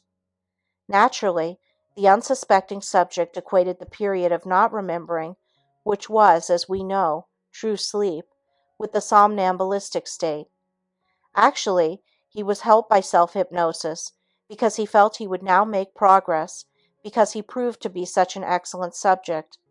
It is true, he was not using self-hypnosis, as has been outlined in this book, but he had now achieved a heightened state of suggestibility, hypnosis, and was using this state to further his own ends. The attainment of self-hypnosis can be an intricate and elusive procedure, as I have already pointed out. The purpose of the entire book is to instruct, point out, and give you the necessary understanding and knowledge required to achieve this end.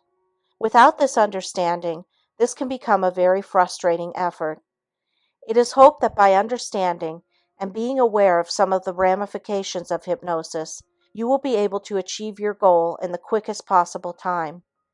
It should also be pointed out that no two subjects react in the same way, and that different methods and requirements are necessary to suit the individual. It is a mistake to try to make the subject adhere to a rigid methodology. The greater flexibility of the hypnotic procedures, the greater the chance for success. Let me, at this time, further discuss some of the hypnotic aids that are used in the induction of hypnosis. We have already discussed the use of the hypnodisc and the crystal ball and chain. The same principles are involved in any other object which is used as a means of fixation or of tiring the eyes. Hypnotic phonograph records and hypnotic tape recordings represent new devices that have been instrumental in conditioning subjects for self-hypnosis.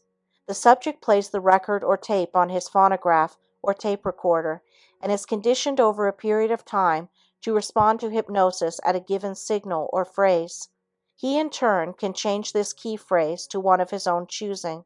Should you own or have access to a tape recorder, I would suggest recording an induction of hypnosis and playing it back to yourself in this manner, as though you were hypnotizing someone else.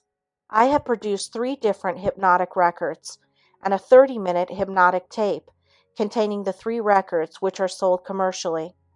One record, called the musical hypnosis record, has a very pleasant, relaxing musical background as the voice of the hypnotist induces hypnosis.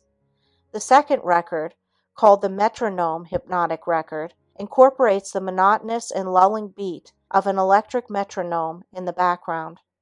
The subject is instructed to mentally repeat sleep as he slowly inhales and deep sleep as he slowly exhales in rhythm with the beat of the metronome. While the subject is concentrating on this activity, the voice of the hypnotist induces hypnosis. The third record, called Self Hypnosis, record number 3, contains only the voice of the hypnotist inducing hypnosis. It features a unique approach and technique. I have had a great deal of correspondence with those who have used these phonograph records and the hypnotic tape for conditioning themselves for self-hypnosis. The results are quite interesting and run the range of immediate results to no results.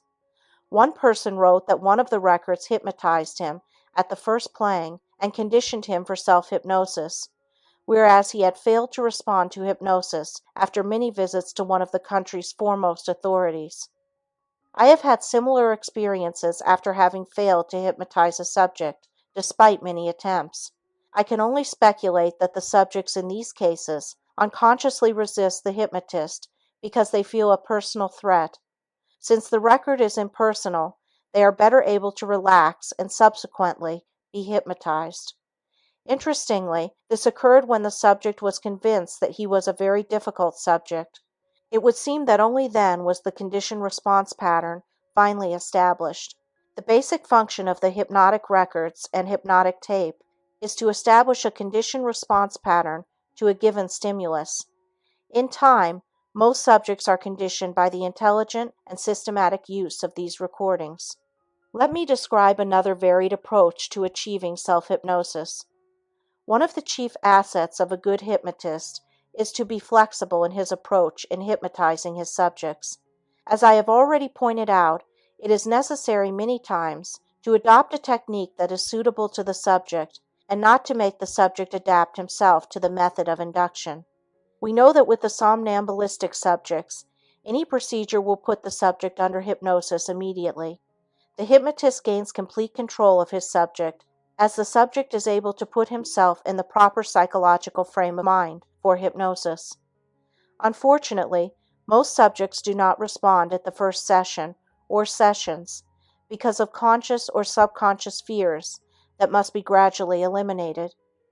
Once you get the subject to relax or let go, he will naturally succumb to hypnosis. This is the problem that confronts all hypnotists. Merely suggesting to the subject to relax is not sufficient, as a rule, to bring about this desired mental state.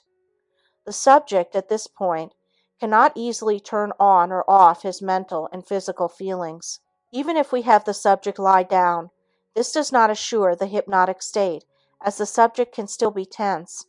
Our main problem is to get the subject relaxed.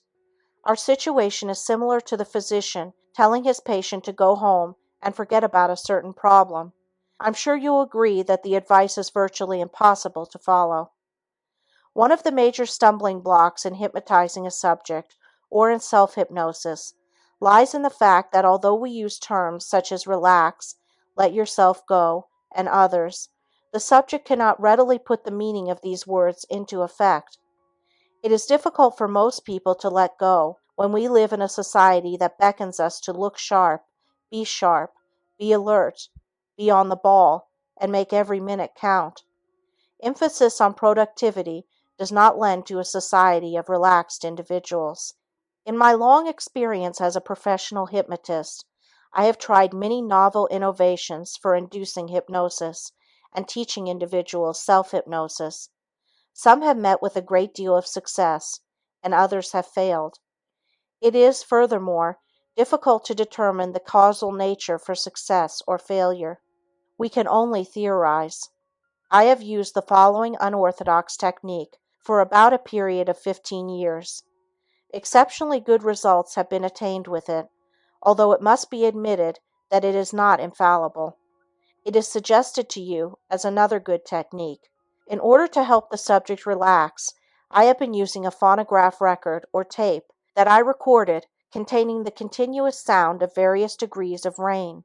One side has a half hour of very soft, light rainfall, such as you have experienced in listening to rain falling on grass, canvas, or a tent top.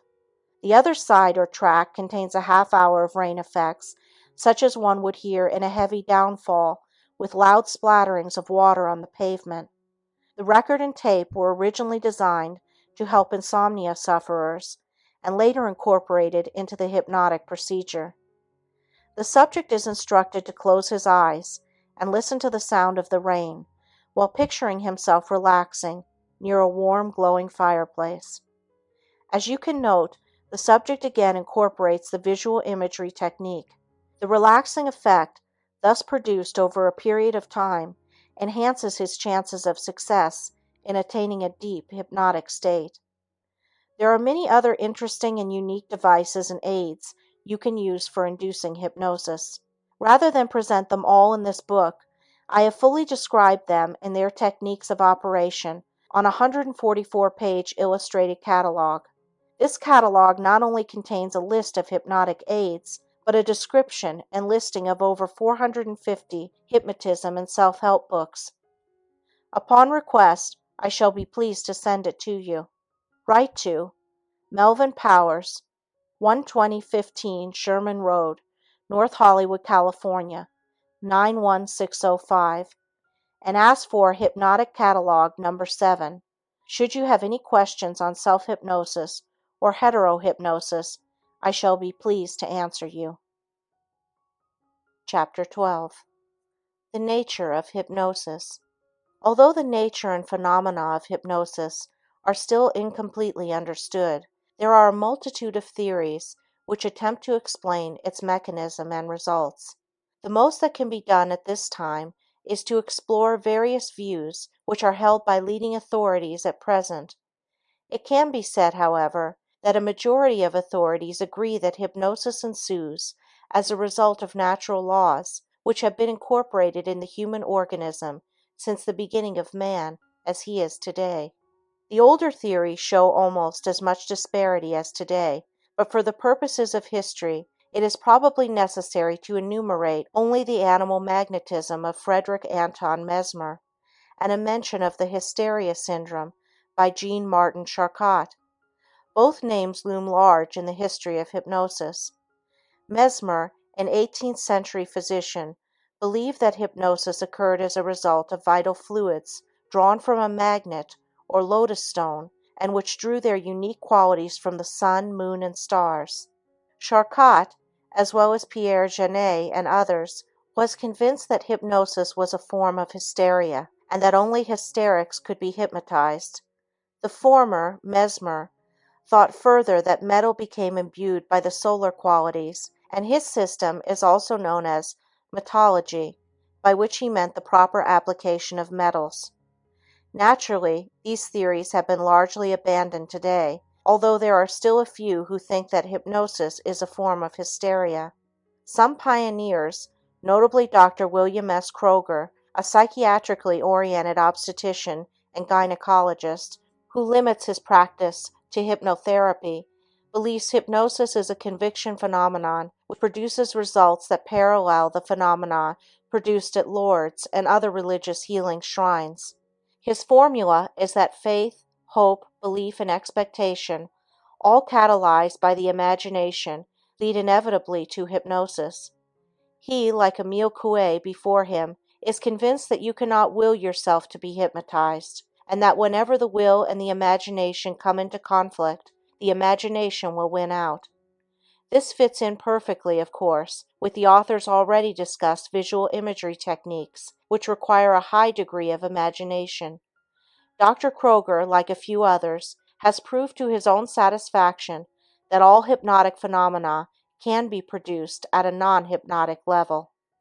A large number of hypnotists, including the author, has come to believe that hypnosis is a semantic problem in which words are the building blocks to success. Not just any words, but words which ring a bell or tap the experiential background of the subject. This is why sleep continues to be in the lexicon of the hypnotist, even though hypnosis is the antithesis of sleep. The word is used because hypnosis superficially resembles sleep inasmuch as the eyes usually are closed, the body in a posture of complete relaxation. Actually, the mind is hyperacute. Pavlov, however, believed that there was an analogy between sleep and hypnosis, in that each involves cerebral inhibition. Words, of course, would be of little use without the added effect of his condition reflexology. Probably the most widely held theory is that hypnosis is a transference phenomenon in which the prestige of the hypnotist and his relationship to the subject play an important role. This theory is bolstered by the fact that all schools of psychotherapy yield approximately the same results, even though the methods differ.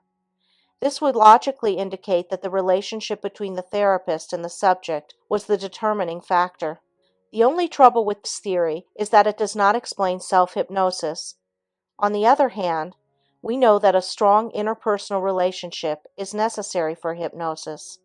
In the opening chapter of the book, I explained that hypnosis was a state of heightened suggestion in which the subject adopted an uncritical attitude, allowing him to accept suggestions and to take appropriate action. This is excellent as far as it goes, but it does not explain how suggestion works. This is the crux of the hypnotic dilemma, and the answer is far from solved. Hypnotists are much like those who use electricity every day of their lives, but have no idea of the nature of electricity. It is enough for them to know it has been harnessed for their use. If there is one thing virtually certain about hypnosis, it is that some parts of the brain are inhibited and other parts expanded by the process. Pinpoint concentration is given as the reason for this selective procedure, which narrows the horizon of the subject to what the hypnotist, or he himself, is saying, screening out all other stimuli. But why is this high order of concentration so easy under hypnosis, when Asians, notably the Chinese, have been trying for centuries to concentrate on one subject for as long as 4 or 5 seconds? We do not know the mechanics of this metamorphosis of an ordinary brain into an organ of concentrated power. According to Genet, this is accomplished through the formation of a group of unconscious memories and activities, which takes over the usual stream of consciousness type of thinking. It is implied that the process may be atavistic. One of the newer theories, one held by Dr. Louis R. Wolberg, a psychoanalyst, is that hypnosis is a psychosomatic process in that it is both physiological and psychological in character. Physiologically, Wolberg believes that hypnosis represents an inhibition of the higher cortical centers and a limitation of sensory channels, such as takes place in sleep. He also believes that the psychological process operates through transference. Others agree that it is a transference process, but that it is more of an extension of the subject's own psychic processes, which is enlarged to include the voice of the hypnotist or his own thoughts or voice. Incidentally, an excellent book along these theoretical lines is Hypnotism, an Objective Study in Suggestibility by Andre M. Weitzenhofer, Ph.D. The newest theory in the field is of particular interest to those reading this book, inasmuch as it postulates that all hypnosis is self-hypnosis, that the patient always hypnotizes himself, and that it is a wise hypnotist who knows who is hypnotizing whom. This is a logical conclusion, and it disperses any ideas that hypnotic patients become dependent on their therapists. Actually, hypnotists today always teach their subjects self-hypnosis, so that any chance of dependency is obviated. Milton V. Klein, professor of psychology at Long Island University, postulates that hypnosis is primarily retrogressive. He has written that the organism functions differently on various levels of behavior, regression, and that the behavior breaks down into component parts. The theory that regression can spotlight personality disorders found in more infantile states is also widely held. He is also a proponent of the idea that hypnosis is an abnormal manifestation of a normal process, an opinion he shares with many. Dr. Klein thinks that retrogression and regression alter perceptions and feelings, and in the case of the latter, causes us to go backward in time to a point where re-education may be employed. This is a legitimate use of regression, although it is not used so much these days to uncover past traumatic incidents. Actually, regression, by duplicating the exact earlier age, manner of speech and thought, etc., makes us once more as little children, a condition to be desired for certain forms of therapy. An atavistic theory, held to some extent by Dr. Jerome N. Schneck, clinical associate professor of psychiatry, State University of New York College of Medicine, is that hypnosis should be equated with states of immobilization on the basis of his observation that some subjects equate hypnosis with death. He suggests that it is comparable to the death feint of animals to avoid danger. Others, primarily Europeans, have pointed out the analogy between the hypnotic state of animals and man. Another widely held theory is that hypnosis is a state of dissociation, meaning that it constitutes a group of unconscious memories and activities which may be dredged up to replace the stream of consciousness. Automatism, of course, is inherently part of this view and is presumed to negate volition. Activity of the cerebrum, which controls the conscious and voluntary system, is rendered non-operational. My own thoughts on the matter are that hypnosis results from, first of all, a good transference; secondly, from a conditioned reflex; thirdly, from the person acting as a hypnotized person, role-playing; and fourthly, from a suspension of the critical faculties. Along the last named line, I believe that hypnotic suggestions have an autonomy of their own, which supersede all else in the hypnotic situation. There are many more theories I believe are partially correct, but the ones named will do for the purposes of this volume. Incidentally, all the hypnosis theories presented here are equally applicable to self-hypnosis, except where, as in transference, it is obvious a therapist is needed. In conclusion, the author would like to take issue with those who believe that it is the monotonous intonations of the therapist that cause the subject to lapse from the deeply relaxed state into true sleep. I have observed many times, by comparing verbalization with silence, that the former gives the subject's mind a focal point of attention which prevents him from entering a deep state where hypnotherapy is impossible. Like the man who cannot sleep because of an active mind, sleep and mere thoughts and suggestions are incompatible, and I believe, once a hypnotic state has been attained, that the subject is kept awake unless definite sleep suggestions are given by the therapist's series of suggestions. We have discussed the effect of the experiential background at length, and surely nothing connotates sleep more than closing one's eyes. Test number 1. And so, in my view, you are doing two things when you talk to the subject. You are giving him helpful suggestions, but you are also keeping him awake and hyperacute so that these suggestions will sink in. Chapter 13. Practical Applications of Self-Hypnosis.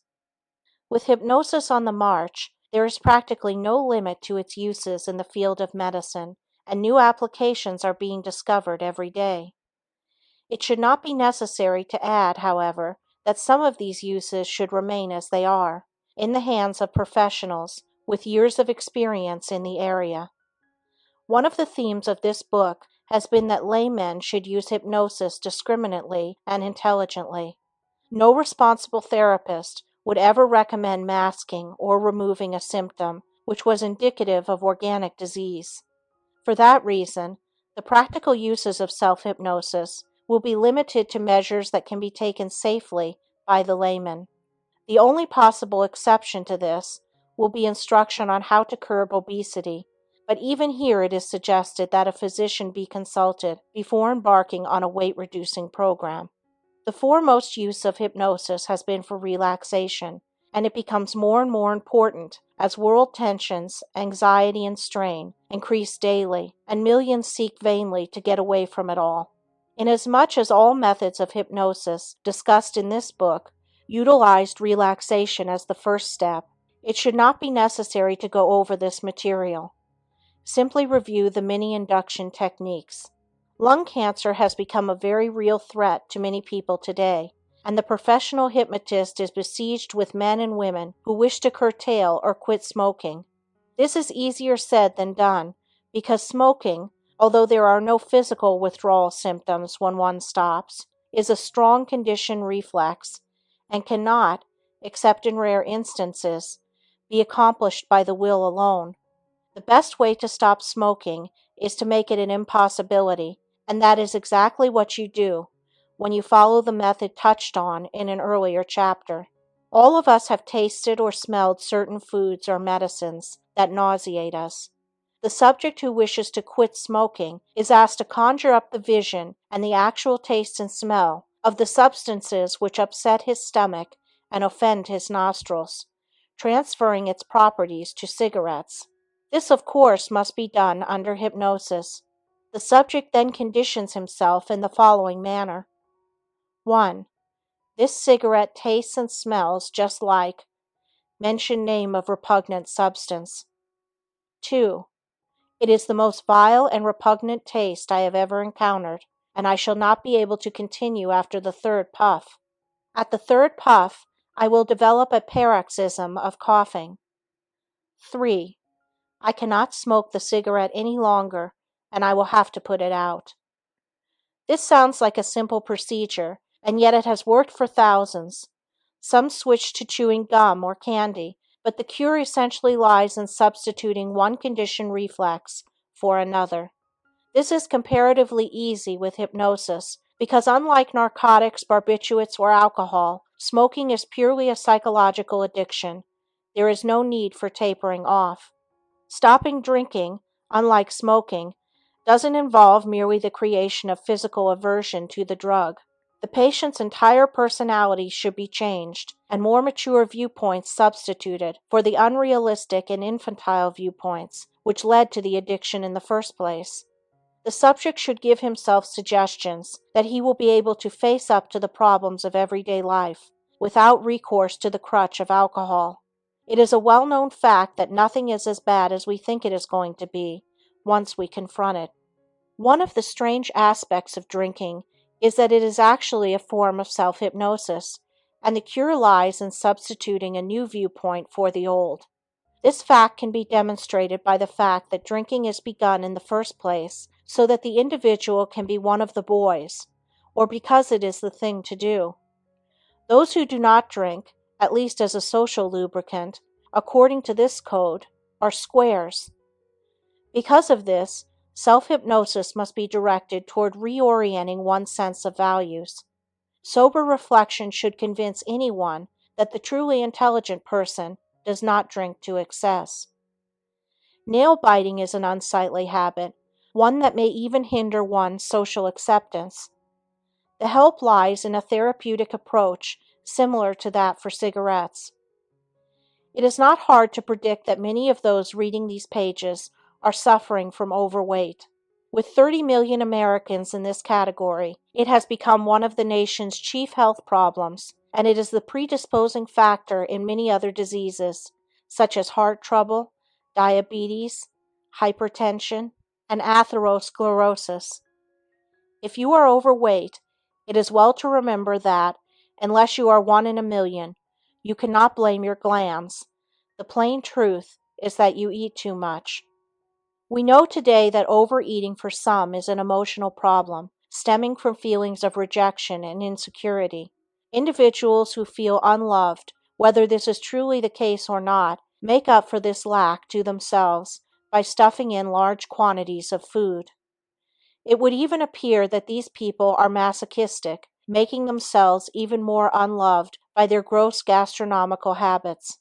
A big factor in overweight in women is raiding the refrigerator while doing their housework.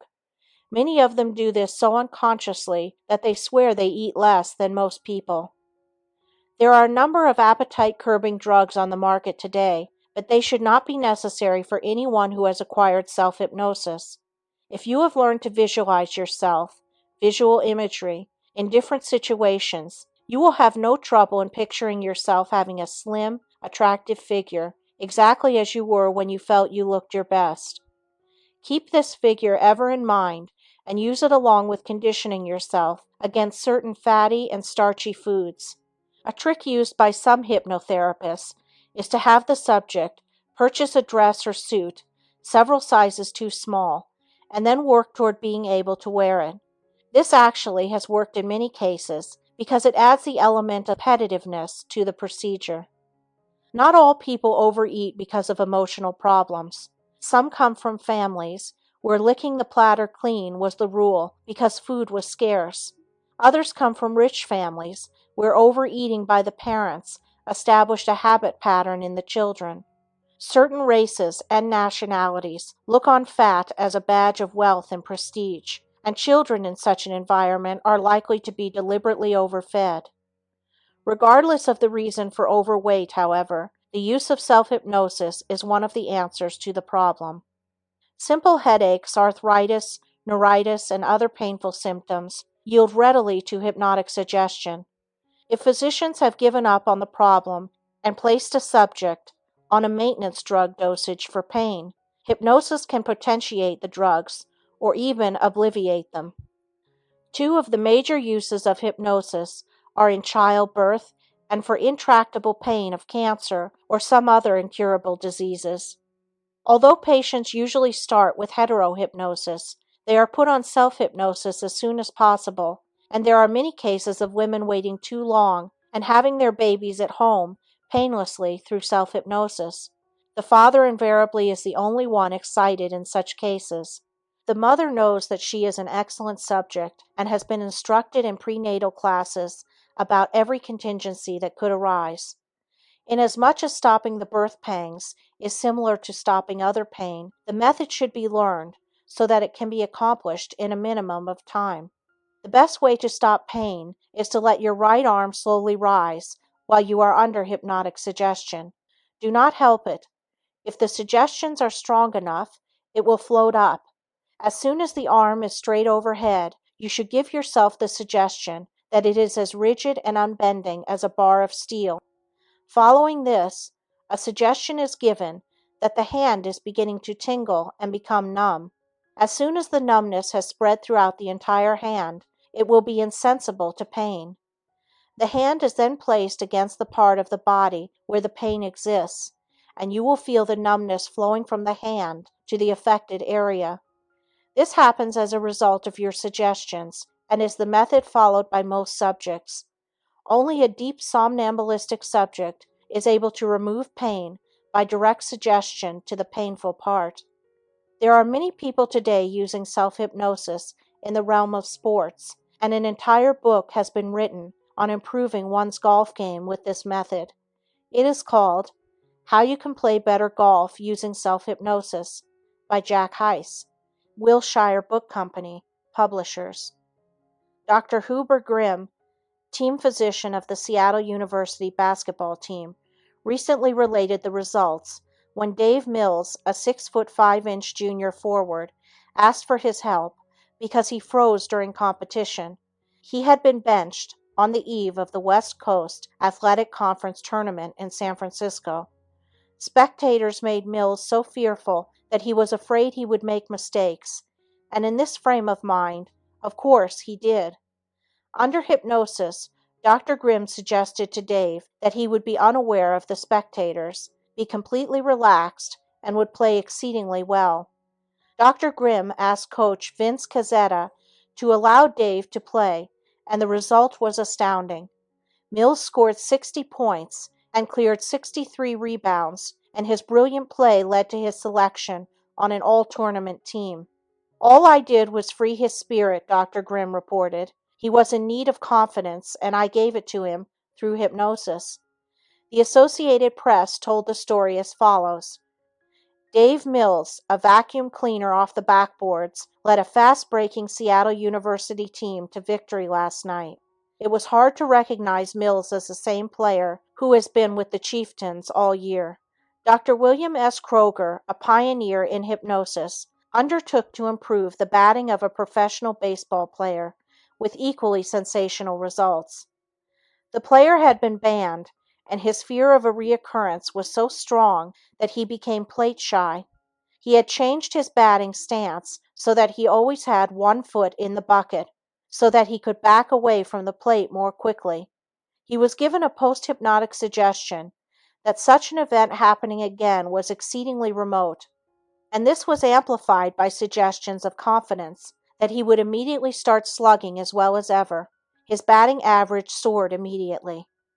Dr. Michio Ikeya, professor of physiology at Tokyo University, and Dr. Arthur H. Steinhaus of the George Williams Laboratory of Physiologic Research in Physical Education, Chicago, have proved that track men can far surpass their best previous times under hypnosis. Their tests, incidentally, prove that there is no danger of an athlete going beyond his physiologic limit while bettering his former marks. They attribute the superior performances to the removal of inhibitions, which psychologically prevent an athlete from doing his best. This report was made before the International Congress on Health and Fitness in the Modern World, held in Rome during the last Olympic Games. All reports, as a matter of fact, show that athletic performances are improved by psychological, not physical means, and that built-in automatic reflexes protect the athlete against the danger of overexertion at all levels of awareness, hypnotic or non-hypnotic. Psychologists are using hypnosis more and more to facilitate concentration and learning, and it is likely this use of the ancient science will become even more popular than its medical applications. The reason one learns so quickly under hypnosis is because of time distortion, which allows you to obtain the equivalent of many hours of study in a relatively short length of time. Undoubtedly, you have had experience with time distortion in your daily life. Remember how slowly time goes when you are not interested in what you are doing, and how fast it speeds by when you are. And the drowning man who sees his whole life go by is an excellent example of this. Enough people have been saved to know that this actually happens. The point is that the subconscious mind does not record the passage of time the same way as the conscious mind. The conscious mind records time physically by means of a clock. It is objective and it tells you that a thought or movement requires a certain number of seconds, minutes, hours, or days. Your subconscious mind has an entirely different concept of time that has nothing to do with the physical world. It is called subjective because your own sense of the passage of time is used. Personal time varies according to the circumstances in which you find yourself. Haven't you noticed that when you are happy or extremely interested in something, time passes quickly? On the other hand, if you are sad or anxious, time seems to drag. This is called time distortion. When you continue in a happy state, time is automatically shortened. When you are in a state of unhappiness, pain, or anxiety, time automatically lengthens. This explains why the drowning man can review his entire life within seconds. Psychologists know this is possible because your subconscious mind contains a complete record of everything that has happened to you since birth. Therefore, in moments of extreme distress, your subconscious has the ability to distort and manipulate time. If you have ever encountered danger or had a narrow escape, you probably experienced time distortion. Everything about you went into slow motion, and time seemed to stand still until the action was over. At that point, objective time started up again, and everything returned to normal. Many of you no doubt read an Associated Press report from Chicago on February 11, 1958, which reported how movie actress Linda Darnell had used hypnosis to help her with her first stage role. She had been asked to do the part on short notice and had no time for preparation. Miss Darnell telephoned her California physician for aid. He flew to Chicago. Overnight, through hypnosis, Miss Darnell learned her part and astounded the cast by knowing everyone's lines. Not only did she learn the part, but she was coached in the character of the artist she was portraying. As a result, Late Love was a hit play. Miss Darnell was under the impression she had been learning the part for a week, although only about 48 hours were involved, and these hours were not continuous. After her first performance, she said, "I never felt so secure about playing a role in my life. Hypnosis has helped me feel the part completely." Imagine how much more we are going to be able to learn when study under hypnosis becomes widespread. And the best part of it is that the learning is in your mind for a long time. Forgetting or mental blocks that interfere with your recall of information at any time are reduced to a minimum. In conclusion, I should like to recommend the entire field of self-hypnosis to everyone. It is a therapy which is positive, dynamic, and constructive. An excellent example of this is contained in the autobiography, Rachmaninoff's Recollections. In this book, immortal Rachmaninoff describes in detail his success in overcoming a severe case of mental depression. He had stopped composing and kept to himself, seldom leaving his room. After meeting with failure, using the available therapeutic remedies available at that time, he was persuaded by his relatives, the Satins, to seek the help of a hypnotist called Dr. Dahl. With much reluctance, he agreed to see Dr. Dahl and be treated specifically with hypnosis. Rachmaninoff's own words read as follows: "Although it may sound incredible, hypnosis really helped me. Already at the beginning of the summer I began again to compose. The material grew in bulk, and new musical ideas began to stir within me, far more than I needed for my concerto. I felt that Dr. Dahl's treatment had strengthened my nervous system to a miraculous degree. Out of gratitude, I dedicated my second concerto to him. As the piece had a great success in Moscow, everyone began to wonder what possible connection it could have with Dr. Dahl. The truth, however, was known to Dr. Dahl, the Satins, and myself. Does this story sound incredible? You have the word of one of the world's greatest musical composers that hypnosis alleviated his severe despondency. This is proof that the emotions of the individual can be changed by the ideas he builds up about himself.